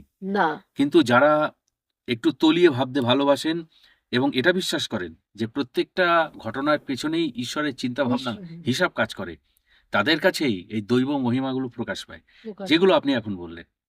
সেইটাই। মানে এরকম কি করে হয়, মানে এগুলো তো ঠাকুর এসে বলে দেন এর জন্য হচ্ছে, কিন্তু এগুলো আমাদের অনুভবে মনে হয় যেন কিছু একটা কাজ করে। অনুভবটার সাথেই তো আমরা হ্যাঁ, ঈশ্বরকে সংযোগ করতে পারি। সেইটাই। তো বেনারসে আরেকটা ঘটনা আছে, সেইটা হচ্ছে আমরা ভোর ভোর মানে ওই আশ্রমে করে ভোরবেলা আমরা বললাম যে, ওরা সব বললো আপনারা গঙ্গা স্নান করে একদম ভোরবেলা বিশ্বনাথের জল ঢালতে চলে যাবে, তারপরে কিন্তু অনেক ভিড় হবে। তারপরে ভোরবেলা বেরিয়ে গেছি, জল টল ঢেলেছি। ঢেলে আমরা তখন কাশিতে যতবার ছিলাম, মানে যতদিন ছিলাম আমরা গঙ্গা স্নানটা করেছিলাম। আচ্ছা। তো যাই হোক, এবার বাবার মাথায় জল টল ঢেলে যখন আসবো না, তখন একজন ওখানে আর অনেকবার উনি গেছে আর কি কাশিতে। তা উনি বললো যে অটো ফটো করে যাওয়ার দরকার নেই, আমরা হেঁটে হেঁটে দেখবি এখান থেকে চলে যাবো। আমি বলছি হেঁটে তো অনেক দূর। বলছে না না, কিচ্ছু হবে না, গলি গলি রাস্তা আছে, ঠিক চলে যেতে পারবো। তা গলি গলি দিয়ে যখন রাস্তা দিয়ে আসছি, এবার একটা মানে জায়গায় এসছি, তখন ওখানে ও বললো যে এখানে না একটা কাপড়ের শোরুম আছে, যাবি? আমরা একবার এসছিলাম, তখন গেছিলাম, দেখলাম যে ভালো ভালো কাপড় একটু কমেই দিয়েছিল। তা চল বলে, ওরা উনি 2-3 বছর আগে গেছে। তা আমি গেছি, এবার চলো তাহলে, আমার কাছে তো সেরকম টাকা পয়সা ছিল না, তাহলে চলো তাহলে যাই। এবার গিয়ে দেখছি যে কাপড় দাম আছে, খুব ভালো ভালো কাপড়, দেখেই পছন্দ হওয়ার মতো। এবার আমি বললাম যে যে চলো, তাহলে এই কাপড়গুলো তোমরা কিনবে? তখন ওরা বলল হ্যাঁ, আমার এই কাপড়গুলো খুব পছন্দ হয়েছে, আপনার আরও কাপড় দেখান, আমরা কিনবো। তবে যা দেখছে পছন্দ হচ্ছে। তা ওরা বলছে কোনোটার 1200 টাকা, কোনোটার 800 টাকা, কোনোটার 600 টাকা, এরকম দাম। তখন ওরা বলছে যেইটা 1200 টাকা দাম বলছে, ওরা যারা গেছে তারা বলছে এটা 600 টাকা, আমাদের দিলে দিন, তো নেবো তাহলে। তখন বলছে 600 টাকায় আপনারা কি পটল আলু বেচতে এসছি আমরা, যে আপনারা 600 টাকা কিনে আপনাদের কলকাতায় দেয়? তখন ওরা বলছে যে কলকাতায় দেয় না জানি, কিন্তু আপনাদের কাছে আমরা নিয়ে গেছি এর আগে, আপনারা তখন দিয়েছিলেন। আর কলকাতায় না দিক, আপনারা তো দেবেন, আমরা তো এত দূর থেকে এসছি, আর আপনারা দেবেন বলেই আমরা এসছি, আপনারা ঠিক দেবেন। তখন বলছে না না, এসব হবে না, এরকম এত কম দামে হয় না। তখন আমি মনে মনে ভাবছি, এত এত কম দাম বললে কি হয়, মানুষের 200-300 টাকা কিছুটা কমিয়ে কমানো বলে, যায়। হ্যাঁ, পুরো অর্ধেক তো বলে দিচ্ছে, আর তার থেকেও কম বলে দিচ্ছে, ছেলে খেলা নাকি। আমি পিসিকে তখন চিন্ডিকেট বলছে, ও পিসি এসব বলো না তো, চলো, আমার লজ্জা লাগছে, এত দাম দাম করতে হবে না, চলো, যখন পয়সা নিয়ে আসবো তখন কিনবো। অত পয়সা তো কারোর কাছে ছিল না তখন। তখন পিসি বলছে না না, দেবে, তুমি থাকো না, দেবে দেবে। ওমা, কিছু পিসি তো এসব জব করে, কি করে হাতের মধ্যে। তারপরে যাই হোক, এবার কিছুক্ষণ পরে ওই লোকগুলো বলছে কি যে ঠিক আছে, আপনার কয়টা কাপড় কিনবেন? বলে, আমরা অনেকেই কিনবো, আপনি দেখান না। তারপর ও দেখাচ্ছে যেই বলছে যে 1200 টাকা, ওরা বলছে 600 টাকা, 800 টাকা বললে 400 টাকা বলছে। এবার আমাকে একটা কাপড় দেখিয়েছে, সেটা 500 টাকা, আমার ওটা পছন্দ হয়েছে। তা আমি বেশি দামে কিনবো না বলেছি, তা 500 টাকা তা দেখিয়েছে। আমি বলছি তাহলে এটা, আমি মনে ভাবছি এটা কি বলা যায়, ওরা এত কম দাম বলছে, আমি একবারে 150 টাকাই বলে দিয়েছি। আচ্ছা, তারপরে বলে কি যে আপনি 150 টাকায় কাপড় পাবেন, আমি বলছি পাবো না, কিন্তু আমরা তো এতগুলো কাপড় কিনছি, তার মধ্যে এটা একটু কমাতে পারবেন না? তখন পিসি বলছে না না, এই মেয়েটাকে দিয়ে দাও, ভক্ত মেয়ে, তোমাদের অনেক লাভ হবে, দেখবে এদেরকে দাও, আমাদেরকে দাও, তোমাদের অনেক লাভ হবে, তোমাদের মানে না মাসিমা, আমাদের লাভ হয়, কিন্তু এত আমরা কমাতে পারবো না। তখন বলছে যে না, দাও তোমরা, দেখবে। তারপরে যাই হোক, ওনারা না হঠাৎ করে দেখি রাজি হয়ে গেল, সব কাপড় দিয়ে দিয়েছে, মানে যা যা পছন্দ করেছে সব দিয়ে দিয়েছে অত কম দামে। মানে আমারটা 150 টাকা, 500 টাকার কাপড়, ওদেরটা 800 টাকাটা 400 টাকা। আচ্ছা। পিসি দুটো কিনেছে, ওইটাকে কত বলেছিল, ওটাও 400 টাকা নিয়েছে। মানে এরকম অনেক কাপড় নিয়ে চলে এসেছে। মানে যেটা প্রায় অসম্ভব অসম্ভব। সেটা ঘটে গেল। হ্যাঁ, কি বলবো, আমরা তো যেখানে উঠেছিলাম সেখানে তো আমরা একা ছিলাম না, আরো অনেকেই ছিল ঘরের মধ্যে। এবার আমরা এত শাড়ি টাড়ি এনেছি বলে বলছে আপনারা কোথা দিয়ে গেছিলেন, এতগুলো কোথা দিয়ে নিয়ে আসলেন? তখন বলছে যে ওরাই আবার বলছে, বলে এরা মেয়েরা মেয়েরা এসে, আর এই অল্প বয়সী মেয়েটা দেখো, এদের বয়স্ক লোকদের সাথে এসেও কত আনন্দ করছে, আর আমরা আনন্দ করতে পারি না। হ্যাঁ, ওরাই বলছে। তারপরে যাই হোক, এবার ওরা বলছে যে আপনারা কোথা দিয়ে কিনেছেন, তা আমরাও যাবো কিনতে। তখন আমি বলছি আমি তো পারবোই না নিয়ে যেতে, আমি ওই গলিগালা চিনি না। হ্যাঁ, গলিগালা চিনি না, আর বন্ধ হয়ে যেতে পারে। আর বলছে তাহলে কে চেনে, আপনারা তাহলে নিয়ে চলুন, নিয়ে চলুন। আমি বলছি ইনি চেনে, উনি আমাদের নিয়ে গেছিল। তারপর ওনাকে ধরেছে, ওনার তো পায়ে ব্যথা, বলছে আমি যেতে পারবো না, অত দূরের রাস্তা আর যেতে পারবো না। বলছে মাসিমা, আপনাকে আমি একটা কাপড় দেবো, আপনি নিয়ে চলুন, মানে আপনাকে নয়, আপনার যা বলবেন আমরা দেবো, আপনি নিয়ে চলুন। তা মাসিমাকে এমন করে ধরেছে, মাসিমা না করতে পারছে না, মাসিমা আবার নিয়ে গেছে, ওই পা নিয়ে নিয়ে গেছে। তা নিয়ে যাওয়ার পরে যখন ওরা মানে বসেছে সবে, তখন ওরা বন্ধও করে দেবে কিছুক্ষণ পরে, বসেছে। তখন বলছে কাপড় দেখান, এরা অনেক কাপড় নেবে বলছে, ওরা নিজে গিয়েই বলেছে এত পছন্দ হয়েছে আপনার শাড়ি, আমরা অনেক নেবো, আপনারা দেখান। যে দেখাতে বলেছে, তা ওরা তো ফেলেছে, আস্তে আস্তে দেখাচ্ছে। দেখানোর পরে বলছে যে এই 800 টাকা, কোনোটা আরো দামের শাড়িও দেখাচ্ছে। দেখার পরে ওরা যেই হাত দাম বলেছে, বলে কি আমরা দোকান বন্ধ করো, আপনারা যান, একটা কথা বলবেন না, আমরা শাড়ি এখানে আমরা করতে বসিনি, হরিল লুট করতে বসিনি। যান, যে বলে এই তো একটু আগে এরা নিয়ে গেছেন বলে দাম শুনেই তো আমরা আসলাম। বলে যা, আমরা তো বললাম আমরা ওইসব দামি বেচিনি, ওনারা ভুল বলেছেন, আপনারা যান এখান দিয়ে বলে, মানে কথা বলার সুযোগটা পর্যন্ত দিল না। তার মানে ওই সময় কিছু এমন ঘটেছিল, হ্যাঁ, সাধিকা তুলসীদাসী এমন কিছু যার জবের মাধ্যমে প্রার্থনা জানিয়েছিলেন, হ্যাঁ, যেটাতে ওনারা প্রভাবিত হয়েছিল, হ্যাঁ, মানে অসম্ভবকে সম্ভব পরিণত করেছিলেন। মানে এইগুলো কি এগুলো একটা ক্রিয়া হয়তো, মানে অবশ্যই ঈশ্বরের কাছে নিবেদন করলে প্রাণ ভরে, একেবারে আকুল ভাবে, অসম্ভব সম্ভব হওয়াটা কোনো ব্যাপারই নয়। এটা সাধক অলৌকিক রহস্যের প্রচুর ঘটনায় আমরা দেখতে পাই, এবং ভাবসাধিকা তুলসীদাসীর ঘটনাতেও আপনি সেটাই বললেন। হ্যাঁ, হ্যাঁ, কি মানে এগুলো যে কিভাবে হয় তা নিজেও জানি না, কিন্তু সব আশা আকাঙ্ক্ষা কিন্তু পূরণ হয় না। মানে যা বলবো তা কিন্তু হয় না, কিন্তু এরকম একটা কিছু না কিছু ঘটে যায়। আসলে সবকিছু হয়তো হওয়ার নয়, না, কিছু পাওয়া থাকে, কিছু না পাওয়া থাকে, না পাওয়া থাকে, যেখান থেকে আমরা ঈশ্বরের লীলাগুলো অনুভব করতে পারি। যেগুলো জীবনে সবকিছু পেয়ে গেলে হয়তো না একটা সময় মনে করব সবকিছুই পেয়ে গেছি, তার আর দরকার নেই, দরকার নেই। তিনি টানটা রেখে দেন। মানে যেইটা পাওয়ার কথা না সেটা পাওয়া যায়। পিসির সাথে তখন আমি ঘুরতে গেছিলাম বৃন্দাবনে, মানে এটা তো বেনারস গেল, বৃন্দাবনে ঘুরতে গেছিলাম। হুম, তা বৃন্দাবনে ঘুরতে গেছি যখন, তখন তো একটা ঘটনা আছে, যখন আমি রাধাকুণ্ডের স্থানেও গেছিলাম, 2বার গেছি বৃন্দাবনে, 3বার আর যাওয়া হয়নি। তা যাই হোক, এবার রাধাকুণ্ডের স্নানে গেছিলাম। সেই রাধাকুণ্ডের স্নানে একবার আমরা জাস্ট পিসিকে দিয়ে, তো আমি সবসময় হাতে ধরে চলি, পিসি কখন কুরুত কুরুত করে এদিক ওদিক চলে যায়, ওনার তো ঠিক নেই কোনো। তারপরে যাই হোক হাত ধরে চলছি, এবার হঠাৎ করে পিসিটা হাতটা ছেড়ে দিয়েছে, এত ভিড় তো, প্রচুর ভিড় তখন হয়। তারপরে যাই হোক হাতটা ছেড়ে দিয়েছে, হাতটা ছেড়ে দেওয়ার পরে উনি জাস্ট ঘাটের সিঁড়িটা এসছে, আর ঘাটের সিঁড়িটা তো আপনারা যারা দেখেছেন জানেন, প্রচুর উঁচু উঁচু সিঁড়ি, আর ওই সিঁড়ি দিয়ে একবার পড়লে যে তার আর কোনো ঠিকানা থাকবে না। খারাপ অবস্থা হয়ে যাবে। হ্যাঁ, তারপরে যাই হোক ওই সিঁড়িটা দিয়ে না পিসি হড়বড়িয়ে নামতে গেছে, আর সঙ্গে সঙ্গেই দেখছি একটা বাচ্চা মেয়ে হুড়ুর করে, মানে বাচ্চা মেয়েটাকে ওই ভিড়ের মধ্যে হঠাৎ করে দেখলাম, একটা বাচ্চা মেয়ে, ওর মনে হয় না মাও হতে পারে বা কোনো ঠাম্মাও হতে পারে, যাই হোক মানে নন বেঙ্গলি, মানে ওখানকার লোকের ব্রজবাসী হবে হয়তো, স্থানীয়, আর পুরো তিলক কাটা, আর অপূর্ব সুন্দর, কালো কুচকুচ করছে, তার মধ্যে মুখটা মনে হচ্ছে যেন পুরো কৃষ্ণ ঠাকুর। হ্যাঁ, মানে হঠাৎ করে এসে পিসিকে ধরেছে। যাতে পড়ে না যায়। পড়ে না যায়। পিসি ব্যালেন্স হারিয়ে ফেলেছিল, আচ্ছা। মানে আমিও চাল সামলাতে পারতাম না, আমি তো ওইদিকে গেছি।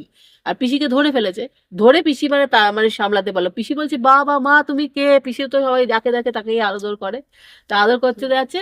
তারপরে পিসিকে দেখে হাসলো, আমাকে দেখেও মুচকি হাসলো, বলে ঠিক হে না ঠিক হে না এরকম বলছে। আচ্ছা, হ্যাঁ, তারপরে পিসি তো ঠিক করে দাঁড়ালো। তারপরে বাচ্চা মেয়েটা আবার ওর মা হাত ধরে আবার চলে গেল, মানে আর দেখতে পেলাম না ভিড়ির মধ্যে কোথায় চলে গেল। মানে এগুলো কিভাবে ঘটে জানি না। এগুলো সত্যি ঘটে।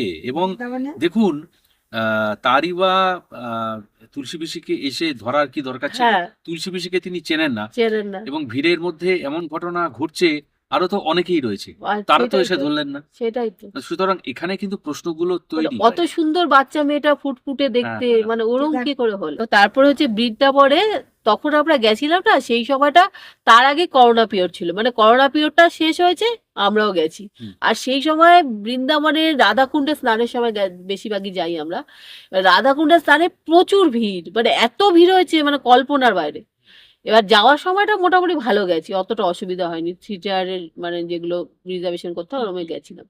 এবার আসার সময়টা মানে আমরা যখন বৃন্দাবনে গেছি ঠিক আছে, এবার আসার সময়টা আমি যখন স্টেশনে গিয়ে পৌঁছেছি, আমি ভাবছি যে কোনো সমুদ্রের ঢেউ এসে যাচ্ছে নাকি, না আমি যাবো কি করে বুঝতে জনসমুদ্র পারছি, আর কি। জনসমুদ্র। মানে ওই সময় না প্রচুর লোকের টিকিট ক্যান্সেল করে দিয়েছিল রেল কোম্পানি, মানে এত ভিড় হয়েছে তো, মানে কোনো বয়স্ক লোকের তো টিকিট পুরো ক্যান্সেল, সব ক্যান্সেল করে দিয়েছে। আর এমনি অল্প বয়সীও মানে যাকে পেরেছে তাদের টিকিট ক্যান্সেল করে দিয়েছে, মানে যে কোনো লোক আছে তারাই হয়তো যেতে পারবে। এবার তার মধ্যে এত এত আমাদের আরএসি ছিল, আরএসিটা এমন ভাবে কাটা হয়েছিল যাতে আমরা মানে ওখান থেকে যেন কনফার্ম হয়ে যায় টিকিটটা, মানে এমন অল্প জায়গার মধ্যে ছিল, যারা কেটেছিল তারা বলে তোমাদের কনফার্ম হয়ে যাবে, আসার পথে ভয় নেই কোনো। তা কনফার্ম হয়েছে তো হয়েছে, আরো যে বয়স্ক লোক ছিল সবাইকে ক্যান্সেল করে দিয়েছে। আর অন্যান্য যারা ছিল আমাদের সাথে তাদেরও সব ক্যান্সেল, তারা বললো তো আমাদের তো যেতেই তো হবে, নাহলে তো আরো টিকিট পরে কাটলে দেরি হয়ে যাবে। যাই হোক আমরা এমনি জেনারেল টিকিট কেটে চলে যাবো, তারপরে আমরা তাই ঠিক করলাম। এবার আমাদের আরএসিও ছিল, আমাদের যারা যারা সব ক্যান্সেল হয়ে গেছে, শুধু মানে কনফার্ম হয়েছে আমার আর পিসি, বাহ! আর কারোর কনফার্ম হয়নি। এ সত্যি অবিশ্বাস্য। হ্যাঁ, তারপরে আমার আর পিসির কনফার্ম হয়েছে। এবার এই নিয়ে আমাদের সাথে যারা গেছে ওরা ভাবছে মানে আমরা কোনো কারচুপি করেছি, আমাদের সাথে কোনো মানে চেনা জানা আছে তাদের দিয়ে হয়তো কনফার্ম করিয়েছি আমাদেরটা, মানে ওরা অনেক রকম সেখানে ভাবছে। সেই মুহূর্তে সেটা কতটা সম্ভব? হ্যাঁ, যাই হোক, এটা সম্ভব হয়তো নাকি? কেউ মনে করতে পারে। হয়তো অনেকের অনেক ভাবনা চিন্তা থাকে তো। হুম, হুম। তারপরে আমি আর ওদের সাথে কথা বাড়াইনি, আমি যে আমাদের কি কোনো কারোর সাথে চেনা জানা থাকবে যে আমরা কি করে করবো, এটা হয়ে গেছে আর কি করা যাবে। যাই হোক তার কৃপায়। তারপরে যাই হোক আমরা ট্রেনে উঠবো, এবার আমাদের রিজার্ভেশন কম্পার্টমেন্টে সবাই উঠবে, আরো আরো 5-7 জন গেছিল, আমাদের রিজার্ভেশন কম্পার্টমেন্টে উঠে যাবে। এবার কে কোন, আমি বলছি সবাই যে যা দরজা পারো দাঁড়াও, আমি পিছিয়ে নিয়ে এক জায়গায় দরজায় দাঁড়াচ্ছি, যে যেভাবে পারবে উঠে যাবে। ওই জনসমুদ্রের মধ্যে আপনি চিন্তা করতে পারবেন না, মানুষের বহু বহু লাগেজ পুরো দরজা দিয়ে ছুঁড়ে দিচ্ছে। হুম, কেউ কুলি ঠিক করেছে, হুম, হুম। কুলি পুরো দরজা দিয়ে লাগেজগুলোকে ছুঁড়ে দিচ্ছে। আর এক একটা জানলার আবার এক একটা রড খোলা, মানে রড মানে খুলে রেখেছে, ওই রড গুলো দিয়ে জানলা দিয়ে মানুষকে ঢুকিয়ে দিচ্ছে কুলিগুলো। মানে কি অবস্থা, মানে দলা মোচা করে ঢুকিয়ে দিতে পারলেই হয়ে যেত। মানে কি বলবো, আমি বলছি পিসি তো ওখানে, এখানে উঠলে তো পিসি যে কি হবে, আর পিসিকে আমি নিয়ে এসেছি, আমার যে কি হবে আমি নিজেও জানি বয়স্ক না। মানুষ, এই বয়স্ক ভিড়ের মানুষ, মধ্যে। আর আমার সাথে আরো 2 জন বয়স্ক মানুষ গেছে, মানে কি করে যে উঠবো জানি না। তারপরে ওই জনসমুদ্রে, তারপরে আমি ভাবলাম যে দুটো কুলিকে ডাকলাম যে তোমরা উঠে যেতে পারবে আমাদেরকে লাগেজপত্র দিয়ে, মানে হ্যাঁ উঠিয়ে দেবো বলে, ওরা সঙ্গে সঙ্গে ওয়েট করলো না, ওরা সঙ্গে সঙ্গে আমাদের লাগেজগুলো আগে ফেলে দিল।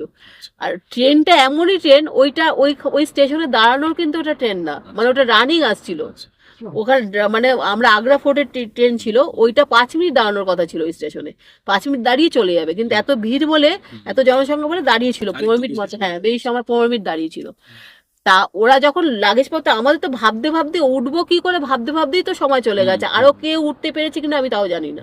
এবার কি করবো, আমাদের লাগেজগুলো ফেলে দিয়েছে, আমি বলছি এবার যদি ট্রেন বেরিয়ে যায় তাহলে লাগেজ নিয়ে চলে যাবে, আমরা তো পড়ে থাকবো। তখন বলছে আপনাদেরকে আমি জানলা দিয়ে ঢুকিয়ে দিচ্ছি। আমি বলছি অসম্ভব, পিসি তো জানলা দিয়ে উঠবেই না।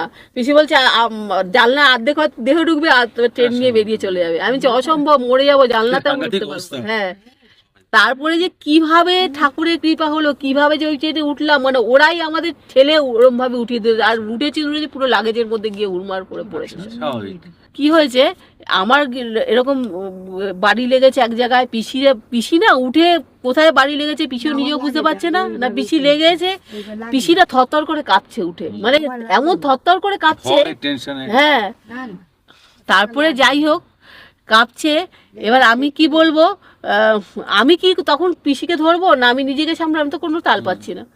এবার কিছু লোক ওনার কাঁপানো দেখে বলছি কি যে ওনাকে, ওনার বসার সিট আছে, ওনাকে গিয়ে বসান। তখন অত লোক, অত জনসমুদ্রের মধ্যে তখন লোকগুলো বলছে যে ওটাই তো অনেক। তখন আমি বলছি যে কি করে যাব, যাওয়ারই তো কোনো চান্স পাচ্ছি না, আমাদের দুজনের টিকিট কনফার্ম আছে কিন্তু যাব কি করে। বলে আপনারা চলে যান, তাহলে আপনাদের সিটের দিকে এগান, দেখবেন যেতে পারবেন, যেতেই তো হবে আপনাদের। তারপরে আমি কিভাবে যে পিসি গেল, কিভাবে যে কেউ কাউকে ধরতেও পারছি না, ওই লাগেজের উপর দিয়ে লোকের গায়ে পা দিয়ে ওরভাবে যেতে হয়েছে। মানে কিছু লোক মানে বসে পড়েছে, মানে সে আর উঠতে পারছে না মেঝের মধ্যে। তারপরে যাই হোক এবার গেছি যে জানি না, তার মধ্যে কিছু কিছু লোক আমাদের আবার আমরা যাচ্ছি আমাদের লাগেজও পৌঁছে দিচ্ছে, পিসির হাতে কোনো লাগেজ দিতে পারছে না, পিসির লাগেজ আমার কাছে, আমার লাগেজও আমার কাছে, আরেকজন ছিল তার লাগেজ আবার তার কাছে। এবার ওরম ভাবে ওই সিট পর্যন্ত গিয়ে পৌঁছেছি। পৌঁছানোর পরে দেখি সব অন্য লোক বসে আছে, আমি যেখানে বয়স্ক লোকের সিট আছে আপনি উঠুন। তা ওরা উঠতে চাইছিল, তবে একটু তর্ক করার পরে একজন বলে না বয়স্ক লোক উনি দাঁড়াবে কি করে, আপনি উঠুন বলে যাই হোক উঠে গেল। মানে ওখানে যাদের রিজার্ভেশন কপার মানে ছিল না তাদেরকে কেউ বসতে দেয়নি, মানে আগে থেকে যারা বসেছিল তারাই বসে আছে। তারপরে যাই হোক এবার বয়স্ক পিসি উঠে গেল। এবার আমার সিটটা ছিল পিসির সাথে আরেকজন যে ছিল, যেহেতু পিসির সিট বলে উনি আবার বসতে পারলো। এবার আমার সিটটা ছিল পিসির সিটের দুটো সিট পরে, মানে ওই দিকটা একটুখানি ছিল। এবার আমি আমার সিটে গেছি, দেখি সব ইয়ং ছেলেগুলো বসে আছে। তারপরে আরও যারা তাদের কথা চিন্তা হচ্ছে তারা উঠেছে কিনা, তারাও বলছে আমরা মোড়ে বেঁচে উঠেছি, কিভাবে উঠেছি জানি না। যাই হোক এবার তারা আসলো আমার কাছে, তারপরে বললাম আমি বললাম আমার তো এখানে সিট আছে, আমাকে বসতে দিন। বলে না আপনি বসতে পারবেন না, আমরা অনেকক্ষণ ধরে বসে আছি, আমরা উঠতে পারবো না, আমরা অন্য জায়গা থেকে তো ট্রেনটা আসছে, ওখান থেকে ওরা বসে আছে। আমি যে এটা কি করে হয়, রিজার্ভেশন কম্পার্টমেন্ট আমি রিজার্ভেশন করছি, আপনার বসতে পারছেন না, সিট দেবেন না। বলে এটা পারবো না, মানে তখন তো এত ভিড়ের মধ্যে যে যার জোর করছে। আমি চুপচাপ দাঁড়িয়ে বলছি তা আপনি লাগেজটা রাখতে পারবেন না, আমরা লাগেজ সরিয়ে দিচ্ছি। বলে লাগেজ দেখলাম ওরা সরালো, একটা ছোট লাগেজ ছিল, আমি ঢুকিয়ে দিলাম লাগেজটা। যাই হোক লাগেজটা রাখতে পেরেছি, দাঁড়িয়ে রয়েছি। তখন সবাই বলে চুপচাপ থাক, এরভাবেই যেতে হবে। তারপরে একজন বললো যে 11টার সময় দেখবেন একটু ট্রেনটা ফাঁকা হয়ে যাবে। আমাদের সকাল কটার সময় ট্রেন ছিল, আর রাত্রি 11টায় গিয়ে ট্রেনটা ফাঁকা হবে বলছে, একটু ফাঁকা হবে, স্টেশন আসবে, তখন দেখবেন অনেকে নামবে, তখন দেখবেন আপনারা বসতে পারবেন। যাই হোক অন্তত নিচেও যদি বসতে পারি তাহলেও রকম। হ্যাঁ, দাঁড়িয়ে থাকা মানে চারটিখানিক ব্যাপার। তারপরে দেখি হঠাৎ করে একটা লোক এসছে কোথা দিয়ে, লোক এসে একটা পাশের কম্পার্টমেন্টের পাশে যে পিসি যে বসেছিল তার পাশে একজন বসেছিল, সেখানে বলছে যে উনি আবার বসতে পারছে না, ওরা সিটে উনি বসতে পারছে না। তখন বলছে এরা বসতে দিচ্ছে না, চিল্লামিল্লি করছে। বলছে কে বসতে দিচ্ছে না আপনাকে, ওই লোকটা বলছে এরা বসতে দিচ্ছে না, এরা বসে আছে। বলে আপনার সিটে টিকিট আছে? বলছে হ্যাঁ আমার তো টিকিট আছে, রিজার্ভেশন।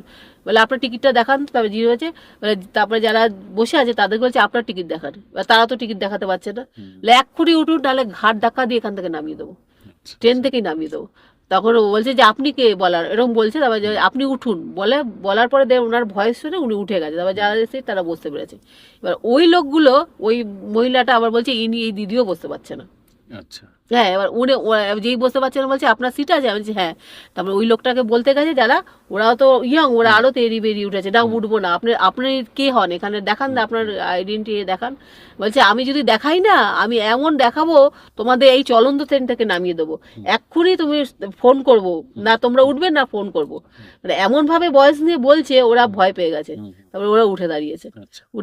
আমরা আমরা বলছি আপনার সিট তো, বলে আপনার যারা আছে তাদেরকেও বসান। মানে আমার সিটে আমিও বসলাম, তাদেরকেও বসে দিলাম। মানে তারপরে যাই হোক এবার কি বলবো, উনি ওই ভদ্রলোক আবার আরেকজনকে বলছে, উনি আবার উপরে এক জায়গায় বসেছিল, উনি হতভম্ব ভাব তো ওনার দিকে তাকিয়ে আছে। হ্যাঁ, যে বলছে তার দিকে তাকিয়ে আছে। বলছে এই যে কাকা, ইনি কিন্তু আমার কাকা হয়, কাকা এদের যদি না বসতে দেয় বা এদের যদি কিছু বলে তুমি আমাকে ডাকবে, হ্যাঁ আমি তাহলে আসবো, তারপরে যা বলার এদেরকে করে দিয়ে যাবো। কাকা শুধুটা হা করে তাকে এরকম করে মাথা নাড়া, কাকা নিজেই জানে না। দেখুন এরকম ঘটনা সত্যি খুব বিস্ময়কর। এবং এই সেদিনকে একজন দিদি এসে বলে গেলেন এরকম একটা ঘটনা, যে ঘটনাটা চলেও এসছে বোধহয়, যে এরকম একটা কোর্টে মামলা চলছিল এবং সেই মামলাটায় একজন বয়স্ক মানুষকে কাঠগড়া দাঁড় করানো হয়েছে, বাড়ি ভাড়াটাকে নিয়ে মামলা। এবার তার প্রায় 80 বছর বয়স। এবার বিপক্ষের উকিল তার সঙ্গে ভালো ব্যবহার করছেন না, হ্যাঁ এবং মামলাটা বারবার ডেট চেঞ্জ হচ্ছিল তার আগে। হঠাৎ করে একজন উকিল আসলেন, সঙ্গে তার কয়েকজন সঙ্গী আসলেন। হ্যাঁ হ্যাঁ, এসে বলছেন ওখানে যারা কর্মচারী আছেন যে এতবার একজন বয়স্ক মানুষ, এনাকে কেন কাঠগড়া দাঁড় করে রেখেছেন? কাঠগড়ায় উঠিয়েছেন, ঠিক আছে, এখানে বসার জায়গা করুন, উনি বসবেন, হ্যাঁ কাঠগড়াতেই থাকবেন, কিন্তু বসে উনি উত্তর দেবেন বা কথা বলবেন, ঠিক আছে? তো এইরকম করে ঠরে আবার বিচারককে বললেন, স্যার আপনি কিন্তু এই মামলাটা পারলে আজকেই এটা কমপ্লিট করবেন, এটা কিন্তু অনেকদিন ধরে ঝুলে আছে। চারিপাশে সবাই সব মানে হয়ে গেছে একদম। এবং যিনি আমাকে ঘটনাটা বলছেন, তিনি বলছেন আমি ওনাকে চিনিই না, হুম, আমি ওকে চিনিই না। উনি তখন দুর্গাপ্রসন্ন পরমহংসদেবকে স্মরণ করছিলেন আচ্ছা ওইখানে, উনি হ্যাঁ এবং শিষ্যা। এইবারে বিপক্ষের উকিল দিদিকে বলছেন যে ইনি কে হয়, আপনি কি এনাকে নিয়োগ করেছেন? এবং তখন উনি না থমে রেখে চুপ করে আছে। তখন বলছে, হ্যাঁ ওনাকে জিজ্ঞাসা করুন উনি কাকে নিয়োগ করেছে। আপনি আমাকে নিয়োগ করেছেন তো? উনি তখন বলছে, হ্যাঁ নিয়োগ করেছি।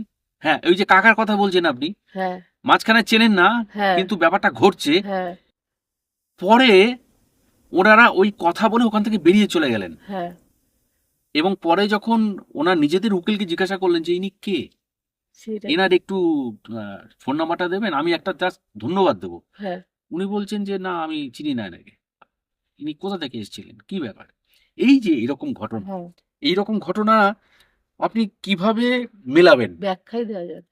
মেলাতেই পারবেন না।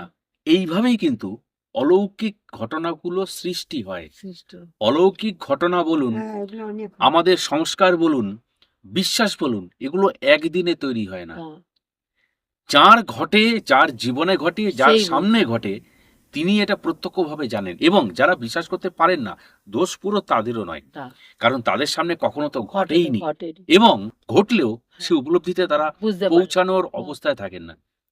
ও বিশ্বাসটা তো নেই অবশ্যই, এই অবশ্যই। ভেতরে এই বিশ্বাসটা হয়তো অবশ্যই। আমি সেটাও ভাবি পিসিরই কোনো মানে পিসি কিন্তু বড় বড় ডাকছিল এরা যেন বসতে পারে পিসির কাছে তো ওইখানে অত দূরে গিয়ে পৌঁছাতে পারছি না কিন্তু পিসি বড় বড় পিসি খালি চিন্তা আমরা বসতে পারলাম তো মানে মনে মনে জপে যাচ্ছিল হুম।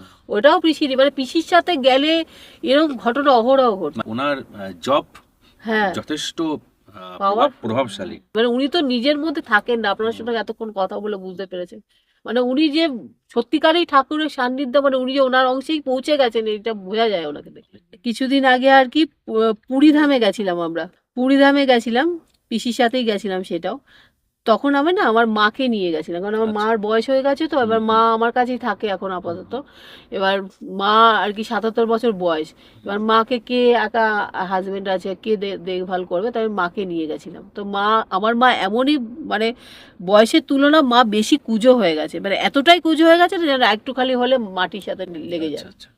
মানে এমন ভাবে চলে তা যাই হোক বেল ফেল পরিয়ে কোমরে ওম করে নিয়ে গেছি তা ও স্টেশনে নেমে আমাদের সাথে একজন দাদা ছিল গেছিল উনিও খুব হেল্প করেছিল গুরু ভাই আর কি অটো করে আমাদের মন্দিরে গেছিলাম আর আমাদের তখন সীতারামের অনুষ্ঠান চলছে এই 10ই বৈশাখ প্রতিবার সীতারামের ওখানে নীলাচল আশ্রম আছে অনুষ্ঠান হয় এবার গেছিলাম তো পুরীতে যখন গেছি তো আমরা ওই নীলাচলে আশ্রমে তো প্রথমে দেখলাম দেখেটাকে আবার হোটেল একটা বুক করেছিলাম ওখানে সব থাকলাম থেকে ওইখানে যখন অটো করে যাচ্ছি নীলাচলের আশ্রমের সামনে একটা আচ্ছা, হ্যাঁ আচ্ছা। গোবর্ধন মঠ ছিল তা গোবর্ধন মঠে দেখছিলাম খুব ভাল লাগছিল তখন আমি বললাম যে আমরা না এই বিকালবেলা এখানটা আসবো মানে হ্যাঁ আগে তো যাই হোটেলে ফ্রেশ ট্রেশ হয়ে তারপরে আসবো তারপরে আবার দুপুরবেলা নীলাচলে খাওয়া দাওয়া করে আবার আমরা বিকালবেলা ওইখানে একটুখানি ঘুরতে বেরালাম তা মাকে বললাম মা তুমি তো আর জগন্নাথ দর্শন করতে পারবে না দূরে দূরেও যেতে পারবে না তাও আমার হাত ধরে একটু চলো আস্তে আস্তে গোবর্ধন মন্দিরটা নিয়ে যাই তারপর আশ্রমে তো দেখেইছে মা তারপর গোবর্ধন মন্দিরে গেছি আমার মা একদম মাটির সাথে মানে মিশে যাবে এমন এতটাই মানে কুজো আস্তে আস্তে আস্তে যাচ্ছে মাকে তাও নিয়ে গেছি কোনো রকমে তার নিচের মন্দিরগুলো দর্শন করেছে এবার ওপরে ওদের না একটা সিঁড়ি আছে এবার সিঁড়ি দিয়েও পাহাড়ের মতো সিঁড়ি এবার সিঁড়ি দিয়ে ওপরে ওঠা যায় মন্দির অনেকগুলো মন্দির আছে দর্শন করা যায় তাই আমি চলো তাহলে ওখানে কোথাও দাঁড় করে রাখবো ওপরেও চলো বলে ওপরে যাচ্ছি মাকে নিয়ে এবার মা হাঁটছে এবার আমি তার পিছনে পিসি মাঝখানে এবার মা হেঁটে যাচ্ছে মা হেঁটে যাচ্ছে আর আরেকজন দাদা ছিল দুজন দাদা গেছিল আমাদের সাথে গুরু ভাই এবার সেই দাদা আবার মায়ের কাছে ছিল ওই দাদাকে বললাম আমার মায়ের একটু খেয়াল রাখবেন তারপরে ঠিক আছে কোনো অসুবিধা নেই তারপরে উঠছে মা পিসি তার পেছনেই ছিল হঠাৎ করে দেখছি মা এরম ভাবে মানে একটা সিঁড়ি এরম ধরে ধরে উঠছে নিচু হয়ে হঠাৎ করে দেখি মা পুরো স্ট্রেট হয়ে গেছে পুরো স্ট্রেট হয়ে সোজা দাঁড়িয়ে গেছে সোজা দাঁড়িয়ে সোজাই হাঁটছে মানে কোনো সিঁড়ি ধরা নেই কোনো কিছুই নেই আচ্ছা। মানে সোজা হেঁটে পুরো উঁচু, অতটা উঁচুতে উঠে গেল। আমি হাঁটতে পারছি না, আমি এত আমি একদম নিচে পড়ে আছি। আচ্ছা। আমি হাঁপ উঠে গেছে, মা দেখি তরবর করে পিসি মাঝখানে, আর মা দেখি তার আগে আগে উঠে গেছে, মানে ওই দাদার সাথে। আমি ভাবছি আমার মা নাকি, এটা উঠছে কি করে, মানে আমি নিজের আপনি মাকে অবাক, আমি আপনি অবাক, আমি নিজের মাকে যে নিজে চিনতে দৃশ্যের সঙ্গে পারছি আপনি না। পরিচিত হ্যাঁ, নন, মানে পরবর্তীকালে। অদ্ভুত ব্যাপার। আমি না মাঝখানে ওই পিসিকেই ফলো করি খালি, আমি যে হ্যাঁ। পিসি কোনো ক্রিয়া করছে এরকম এরকম দেও কি করে নিজেও জানি না। কিন্তু দেখুন, এটা তো কল্পনা নয়, হ্যাঁ, এটা তো কল্পনা নয়, এবং এটা আপনার মানে অবাস্তব চিন্তাও নয়, আপনি না। চোখের সামনে ঘুরতে দেখছেন। ঘুরতে দেখছি, এটাকে আপনি অস্বীকার করবেন কিভাবে? ঠিক। মানে এটা অদ্ভুত লাগে। তারপরে দেখি উঠে গেছে উপরে, উঠে গিয়ে তারপরে অনেকটা মানে পুরো মন্দিরের কাছে গেছে, তখন একটু দেখি মানে তখন আবার ওরকম স্বাভাবিক হয়ে গেছে, মানে এই অবস্থা ফিরে। আমি যে মা কি অন্য জগতে ছিল, মানে আগের জন্মে চলে গেছিল নাকি, মা কি ইয়ং হয়ে গেল, মানে কিছুই বুঝতে পারছি কি না। পরিবর্তন ঘটলো, কি হ্যাঁ। অলৌকিক পরিবর্তন ঘটলো? আমি কিছুই বুঝতে পারছি না যে মাকে এরকম হলো কেন, মানে আমরা ছোটবেলায় মাকে যেরকম দেখেছি সেরকম হয়ে গেছে। তারপর উপরে গিয়ে আবার সেই ওর আগের মতো হাঁপিয়ে গেছে, তারপরে আবার আবার বসতে চাইছে, বসেছে। মাঝখানে পরিবর্তনটা উনি বুঝেছিলেন? হ্যাঁ, না উনিও বোঝেনি। এবার হচ্ছে পিসির পাড়ায় তো কীর্তন হয়, এই 2-3 বছর আগে, এই বছরটাই আর কি কীর্তনটা হলো না। তো যাই হোক 2-3 বছর, হ্যাঁ ছোট করে হয়েছে আর কি। এবার 2-3 বছর আগে একটা কীর্তন হয়েছিল পিসির বাড়িতে, তখনের ঘটনাটাই আর কি বলছি, 2-3 বছর আগের ঘটনাটা। সে কীর্তনে আমি তো প্রতি বছরই যাই, এবারে এর যতবার হয়েছে ততবারই। এখন যেগুলো হচ্ছে নকশাল পিরিয়ড থেকে যেগুলো হচ্ছে সেগুলো তো আমি তখন জলবায়ু সময়। হ্যাঁ, এখন তো যাই। এবার গেছি, এবার পিসির বাড়িতে না মানে কীর্তন হলে অনেক অনুষ্ঠানে অনেক কিছু কাজকর্ম থাকে, তো এবার পিসি আমাকে খুব ভরসা করে, আমাকে থাকতে হয়। এবার থাকি, এবার সেইবারও ছিলাম 2-3 দিন মত থাকতে হয়েছিল। তা পিসিদের একবার কি হয়েছে, পিসির সমস্ত গোপাল, যে ঘরে তো আপনি দেখেছেন এত গোপাল, এবার সেই গোপালগুলোকে বেশিরভাগ নিয়ে ওই স্টেজের মধ্যে বসায় যেখানে কীর্তন হয়। এবার ওই অত লোক, অনেক লোক গোপালও দিয়ে যায় নিজেদের বাড়ির থেকে। এবার গোপালগুলো সাজানো থাকে, এবার স্টেজের মধ্যে যেহেতু কেউ থাকবে না রাত্রিবেলা, সেখানে স্টেজের মধ্যেই আমাদের শুতে হয়েছিল 2টো রাত। আচ্ছা। হ্যাঁ, মানে পুরো স্টেজের মধ্যে ওরকম শুয়েছিলাম। তবে যে 17 যদি যাই হোক ঘর থেকে কিছু নিয়ে গিয়ে শুয়েছিলাম। তারপরে আমি কি করলাম যে 2টো রাত শুয়েছি, তা আমি বলছি পিসি সেদিনকে আবার লাস্ট দিন লীলা কীর্তন হবে। আচ্ছা। হ্যাঁ, তা ভোগ প্রসাদ হয়ে গেছে, সব প্রসাদ টোসাদ খেয়ে আমি বলছি যে পিসি আজকে পরের দিন ভোগ প্রসাদ ছিল, সেদিনকে লীলা কীর্তন হবে। তা আমি বলছি পিসি তাহলে আমি যা প্রসাদ হয়েছে যা হোক দাও, দিয়ে আমি মা আমার সাথে ছিল, আমি মাকে রেখে আসি, পরে এসে তুমি যদি পারি লীলা কীর্তনে আসবো, নাহলে আর আসবো না, মানে আমি আর শরীর দিচ্ছে না, 2 রাত জাগা হয়ে গেছে। আমি তা মাকে, আমার বাড়িতে দমদমের পিসির বাড়ি থেকে আমার বাড়িটা একটু দূর, তা রিক্সা করে যেতে হয়েছে। তো মাকে নিয়ে রিক্সা করে গেছি, রিক্সা করে গিয়ে তারপরে আমি মাকে রাখলাম। রাখার পরে তখন আমি জানি আমার লীলা কীর্তনের দিকেও টানটা ছিল, যে অত কীর্তন হবে, সবাই অনুষ্ঠানে সবাই আসছে, যাবো এরকম মনে হচ্ছিল। তা আমি না থাকার যাবো না, জামা কাপড় যখন ছেড়ে নিয়েছি আর শরীর ছেড়ে দিয়েছি, আর যাবো না। মাকে রাখলাম, তার প্রসাদ টোসাদ আবার আমার কাকুদেরকেও দিলাম, কিছুটা ওখান থেকে নিয়ে এসেছি। তা মাকে বললাম যে মা তুমি একটা কাজ করো, কিচ্ছু করতে হবে না, যা ভোগ প্রসাদ আছে আমাদের হয়ে যাবে, তুমি হাত পা ছুঁড়ে রেস্ট দাও। তারপরে আমি ঠাকুরকে একটু সন্ধে টন্ধে দিলাম। ঘরের মধ্যে যেই শুয়েছি তখন মানে লীলা কীর্তনের টাইম হয়ে গেছে, বুঝতে পেরেছি যে তখন 7টা বেজে গেছে, টাইম হয়ে গেছে, আরম্ভ হয়ে যাবে। এবার হঠাৎ করে মানে আমি শুয়ে আছি, মানে পুরো আমি ডিসাইড করে ফেলেছি আর যাবো না ওখানে, কারণ যেতে গেলে অত টাইম আমি আর যাওয়ার ইচ্ছা নেই। এবার পুরো আমার মনের ভেতর থেকে কে যেন বলছে তোকে আসতেই হবে, আসবি না কেন, তোকে আসতে হবে, মানে কিরকম করছে আমার মনের ভেতর, আমি তাড়না, মানে আমি হ্যাঁ আমি আর মানে নিজেকে কন্ট্রোল করতে পারছি না। এইবার আমি কি করছি, তাড়াতাড়ি করে জামা কাপড়গুলো বার করলাম, তখন আর শাড়ি পরিনি, নিজে একটা চুড়িদার পরে কোনো রকম আমি তাড়াতাড়ি আমাকে যেতেই হবে বলে তাড়াতাড়ি জামা টামা পরে পুরো ঘরে মা একা থাকে, মাকে বললাম তুমি ঘরটার বন্ধ করে শুয়ে থাকো, আমি আসছি, আমি চলে আসবো পরে। এবার আমি যে এত রাত্রে যাচ্ছিস কখন আসবি, আমি ঠিক চলে আসবো, না আসলে তুমি যদি নাও আসতে পারি আজকে রাত্রে তুমি চিন্তা করো না, তো আমি আবার কালকে সকালে ভোরবেলায় চলে আসবো। এবার মা যাই হোক মাকে একা রেখেই চলে গেলাম। গেছি, এবার গিয়ে দেখছি যে পিসি যেখানে কীর্তন হচ্ছে সেখানে একদম পুরো ভাবে বিভোর, একদম বিভোর। এবার পিসিকে বলছে যে তুই এসছিস আমাকে গঙ্গা জল দিয়ে আমাকে ছাড়, আমি আর পারছি না থাকতে, আমাকে ছাড়, আমাকে যেতে হবে। হ্যাঁ, মানে পিসির মধ্যে একজন প্রবেশ করেছে, মানে কিছু একটা পিসি হয়তো ভাবে আছে, তো প্রবেশ করেছে। তখন আমি তাড়াতাড়ি ওইখানে স্টেজের উপরে একটা গঙ্গা জলের শিশি ছিল, ওটা নিয়ে আসলাম, দিয়ে গঙ্গা জলের মাথায় পিসিকে দিলাম, মানে রিক্সা করে আমি চলে এসেছিলাম তাড়াতাড়ি করে, তা গঙ্গা জলে দিলাম, দেওয়ার পরে পিসি বলছে, তোকে তো আমি ডেকে আনলাম রে, তুই তো আসতে চাইছিলি না, তোকে তো আমি ডেকে আনলাম। তখন আমি বলছি, আমার তো শরীর ভাল লাগছিল না, না তোকে আসতেই হবে, তোকে ছাড়া কেউ তো বোঝে না, আমার এই অবস্থাটা কেউ বোঝে না তোকে ছাড়া, তোকে বুঝতে হবে, তোকে আসতে হবে, তুই এ কর, আমাকে গঙ্গা জলের ছেটা দে। তারপরে যাই হোক, এবার গঙ্গা জল ছেটা ফেটা দিলাম। তারপরে কিছুক্ষণ পরে ওনার যতক্ষণ নাম চলে ওনার মধ্যে মানে একটা ভাব থেকেই যায়। এবং আপনাকে বলা যায় এক্ষেত্রে মানে তুলসীদাসীর মানসকন্যা হ্যাঁ হয়তো কখনো কেউ বলেনি বা ভাবেনি, কিন্তু আপনার এই ঘটনাগুলো শুনে আমার নিজের মনে হচ্ছে যে আপনি ওনার মানসকন্যা। পিসি এর আগে আমাকে বলতো কি যে এই যখন চৈতন্য মহাপ্রভু এসেছিল ওনার সাথে অনেক পার্শ্বদ আসে, মানে যখন আসেন তো। মহাপুরুষরা আসে তখন কিন্তু অনেক পার্শ্বদ আসে। এবার পিসিকে আমি বলছি কি, ও তুমি ওই কারণেই আমাকে এনেছো, তোমার পার্শ্বদ মানিয়ে রাখবে আর আমার জীবনটা এরকমই চলবে নাকি? মানে এরকম আর কি করি, কিন্তু অত ওই হওয়ার যোগ্যতা আমার না, মধ্যে কি নেই। বলুন তো, এই বিষয়গুলোই হলো ব্যাপার যে সংসারে মানুষ সংসারে থেকেও হ্যাঁ তাকে ছুঁয়ে থাকেন, হ্যাঁ এবং সেই ছুঁয়ে থাকাটার কাজ আপনার ক্ষেত্রে সহজ সাধ্য হয়েছে তুলসী পিসির জন্য। হ্যাঁ এইটা হলো আপনার জীবনের একটা আলাদা প্রাপ্তি, যে প্রাপ্তিগুলো আজ আপনি আমাদের সামনে শেয়ার করছেন। এই অমৃত কথা, এই অমৃত কথা সত্যি আমি জানি অপর দিকের দর্শকদের শুধু কৌতূহল নিবারণ করছে তা নয়, তাদেরও অমৃত সাগরে স্নান করাচ্ছে। এরপরের ঘটনাটাই আরেকটা ঘটনা আছে। সেদিন যেহেতু আমি রাত্রি হয়ে গেল, লীলা কীর্তন শেষ হলো, আমি আর বাড়ি যেতে পারলাম না, কারণ এত রাতে আবার গোপালগুলো, সেদিনকে লাস্ট কীর্তন হয়ে গেল, গোপালগুলোকে নিয়ে এসে আমাকে বাড়িতে রাখতে হবে, তারপরে আরও কাজ বাকি থাকে। রাত্রি 11টা বেজে গেছে, আমি আর বাড়ি যাওয়ার পরিস্থিতি নেই।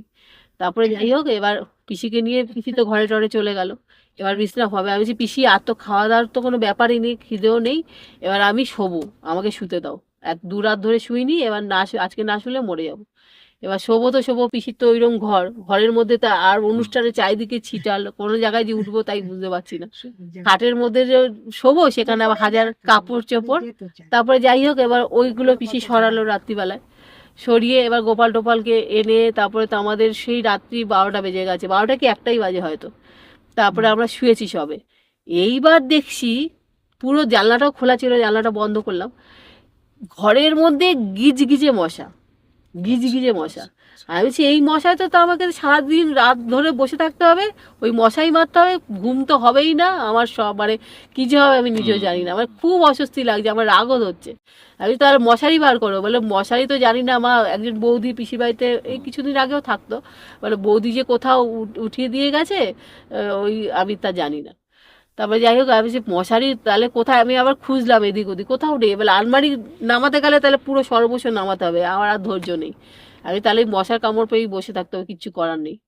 তারপরে পিসি বলছে, এই মশা তোরা যা, মানুষের ভক্ত লোকেরা তারা সব কষ্ট করে জেগে এ করতে এসছে, শোবে না, তোরা যাবি না? গোপালকে বলছে, গোপাল তুই কিন্তু মশা তাড়িয়ে দে, হ্যাঁ মশাদের রাখিস না, তাড়িয়ে দে, এ মশা যা, এরকম বলেছে। 3বার মানে এরকম বললো। বলার পরে আমি দেখছি মশাগুলো সব এক জায়গায় জড়ো হলো, এক জায়গায়। তাই হ্যাঁ, মানে অদ্ভুত হয়ে গেলাম আমি। মশাগুলো এক জায়গায় জড়ো হলো, এরকম করে পাক খেতে খেতে খেতে উঠলো, উঠে পুরো ছাদের মধ্যে মানে সিলিংটার মধ্যে গেল, গিয়ে না মশাগুলো পুরো মিলিয়ে গেল, মানে অদ্ভুত হয়ে গেলাম। এই আপনার চোখের সামনে ঘটা? হ্যাঁ, চোখের সামনে ঘটা। আমি বলছি, এ কি রে, এইটা কি করে হলো, মশাগুলো মিলিয়ে গেল। আমি তো মানে পিসিকে ম্যাজিক ভাবি, হ্যাঁ আমি বলছি, কি রে পিসি তো সবই ম্যাজিক। আমি বলছি, ও তুমি এইসব ম্যাজিক করতে পারো আর আমার জীবনের কোনো ম্যাজিক করতে পারো না? না মানে এইসব অনেক কথা বলি, রাগও হয়, পিসির উপর অনেক রাগও হয়। তো আমি না অবাক হয়ে গেলাম, মশা সেই যে একটা মানে অবাক দেখলাম আমি, ওটা কিন্তু পিসির মানে একটা বিভূতি, একটা কিছু একটা হলো। অলৌকিক বিভূতি। হ্যাঁ অবলোক। পিসির তো অনেক অনেক ঘটনা, পিসি আবার সময় পেলে আমি যদি সময় পাই গিয়ে এসে বলবো। আমার জীবনে আরো একজন সাধিকা মা এসেছিলেন আমার পিসি আসার আগে, তারও ঘটনা আছে, তাকে আমি খুব ভালোবাসতাম, তার কথাও পরে সময় পেলে বলবো। পিসির ব্যাপারে আমি কেন প্রচার করতে আসলাম, এটা তো মানুষের মনের মধ্যে কৌতূহল থাকবে, হয়তো পিসির বাড়ির লোকেরাও ভাবতে পারে যে এগুলো বেশি বেশি করছে, কিন্তু এটা কিন্তু আমার ইচ্ছায় আমি একদম করছি না। আচ্ছা, মানে একদম করছি না, মানে কি আমি এটা বুঝতে পারছি, কারণ পিসি অনেক দিন আগে আমাকে বলে, মানে 2-3 বছর কি তার আগে থেকে আমাকে বলে, তোকে লেখুরি ধরতে হবে, তোকে লিখতে হবে। আমি বলছি, কি লিখবো আমি, আমার লেখার মতো অত ক্ষমতাও নেই, আমি পারিও না, তোকে লিখতে হবে। আমি বলছি, কি লিখবো, তুই আমার ব্যাপারে প্রচার করবি, তোকে আমার বাচ্চা, মানে যখনই ভাবে আসে না এরকম বলে। এবার আমি কিছুদিন আগে একটা কীর্তনে গেছিলাম, এইখানে আসারই মানে 1 মাসও হয়নি এখনো, ওই পিসির সাথেই গেছিলাম। সেখানে আমাকে বলছে তোকে কি করতে হবে, তোকে প্রচার করতে, তোকে লেখুটি ধরতে হবে, তোকে লিখতে হবে। আমি যে কি লিখবো, আমি যে তোকে লিখতে হবে, আমার আমার কথা লিখতে হবে, ঠাকুরে তুই যা এতদিন উপলব্ধি পেয়েছিস সেগুলোকে তোকে লিখতে হবে। আমি অত লেখা টাইপ দিয়ে আমি লিখে কোথায় প্রচার করব, তোকে গ্রন্থ লিখতে হবে। আমি যে গ্রন্থ এখন চলে না, এসব হয় না। তা আমি তখন বললাম আপনার কথা তো মনে আছে, আমি আপনার এতে দিয়েছিলাম। আমি যে তুমি কি যাবে চন্দনদার এতে? তখন বলছে হ্যাঁ আমি যাব, আমাকে নিয়ে চলো, আমি যাব। আচ্ছা। হ্যাঁ, তার জন্য নিয়ে আসলাম প্রথমত সেই ঘটনা। পিসি অনেকবার বলে লেখনী প্রচারের কথা, তারপরে আজকে থেকে না বহু বছর ধরে বলছে, আর আমাকে এখনো সব সময় বলে যায়। আমি একদিন রাত্রিবেলা তখন ওই যে সবে ঘুমিয়ে আছি, মানে শুয়ে আছি, তখন কারেন্ট চলে গেছিল, প্রচণ্ড গরম। এবার আমার ফ্ল্যাট বাড়ি তো, এবার আমি পরের মানে লাস্টের ঘরটাতেই শুয়েছিলাম। এবার আমি কি করলাম, যে এত গরমে ঘুম আসছে না, আমি তখন আপনি ওই যে বেলা ট্যান্ডান বলে একজন বেলাদি। হ্যাঁ হ্যাঁ বেলাদি, আর আরেকজনের ঘটনা বাংলাদেশে থাকেন, ওনাদের ঘটনা বলছিলেন। স্বর্ণময়ী। হ্যাঁ, চন্দ্রময়ী হ্যাঁ, হ্যাঁ। বলছিলেন। এবার তখন সবে সবে চলন চ্যানেল আপনার। এবার আমি দেখছি যে চন্দনদা তো বলছে বেশ সুন্দর লাগছে তো এনার কথাগুলো শুনতে, বেশ ভালো লাগছে। এবার অনেক রাত্রি হয়ে গেছে না, ভাবলাম এবার বন্ধ করে শুই। এবার শুয়েছি, এবার তখন কারেন্টটা সবেমাত্র এসছে, কিন্তু ঘুম আসছে না। এবার হঠাৎ করে মনের মধ্যে আসলো কি, যে পিসি তো আমাকে খালি বলে গ্রন্থ লিখতে, তোকে লিখতে হবে, লেখনী প্রচার করতে হবে। তাহলে কি আমি এই চন্দনদার এইসব তো এখন লেখনী কেউ দেখেও না, আর আমি অত বড় রাইটারও না, আর পিসিকে কেউ চেনেও না যে ওনার লেখা পড়বে। তো যাই হোক, এবার চন্দনদাকে কি তাহলে দেবো এই এপিসোড, মানে এরকম ধরনের পিসির ঘটনা কি আমি দেবো? এই ভেবেছি, ভাবা মাত্রই দেখছি কি যে আমাদের ব্যালকনিটার, মানে ব্যালকনিটার ওখান দিয়ে বিশাল একটা পাখির আওয়াজ আসছে। মানে পাখিটা, মানে অত রাতে যে ওরকম ভাবে পাখি ডাকতে পারে সেটা কোনো আমার কল্পনার বাইরে। তখন কয়টা বাজে, তখন 2টো 2:30 কি 3টে হবে, গভীর রাত। মানে এরম ভাবে যে পাখি ডাকছে আমি বুঝতে পারছি না। আমি ভাবছি যে যে তাহলে যাই বাবা তাড়াতাড়ি করে, আমি দেখি দেখি কে ডাকে। মানে এত রাতে এরম ভাবে পাখি কেন ডাকবে, মানে টিকতে দিচ্ছে না, আমাকে ওখানে শুতে দিচ্ছে না। তবে তাড়াতাড়ি গেলাম, গিয়ে পাশের ঘরে আমার বর শুয়েছিল। তবে যাই হোক, আমি ব্যালকনিতে গেলাম, ব্যালকনিতে গিয়ে দেখি কি যে একটা ছোট্ট পাখি, মানে বাবুই পাখির মতো পাখিটা হবে, ছোট পাখি, আর কালোর মধ্যে লাল ছিটছিট দেওয়া পাখিটার গায়ে। মানে এরম ধরনের আমি দেখিনি কোনো পাখি। হ্যাঁ, তা বাবুই পাখিটা কি যাই না যাই। এবার যাই হোক, পাখিটা যখন ডাকছিল তখন ও পূর্ব দিকে বুকছিল, আর আমি ছিলাম ওর পেছনের দিকটায়, পূর্ব দিকে বুকছিল আমাকে। আমি ওখানে দাঁড়ালাম, ঘুরে ঘুরে 3বার ডাকলো ওরকম, মানে জোরালো আওয়াজ, মানে ওই আওয়াজে।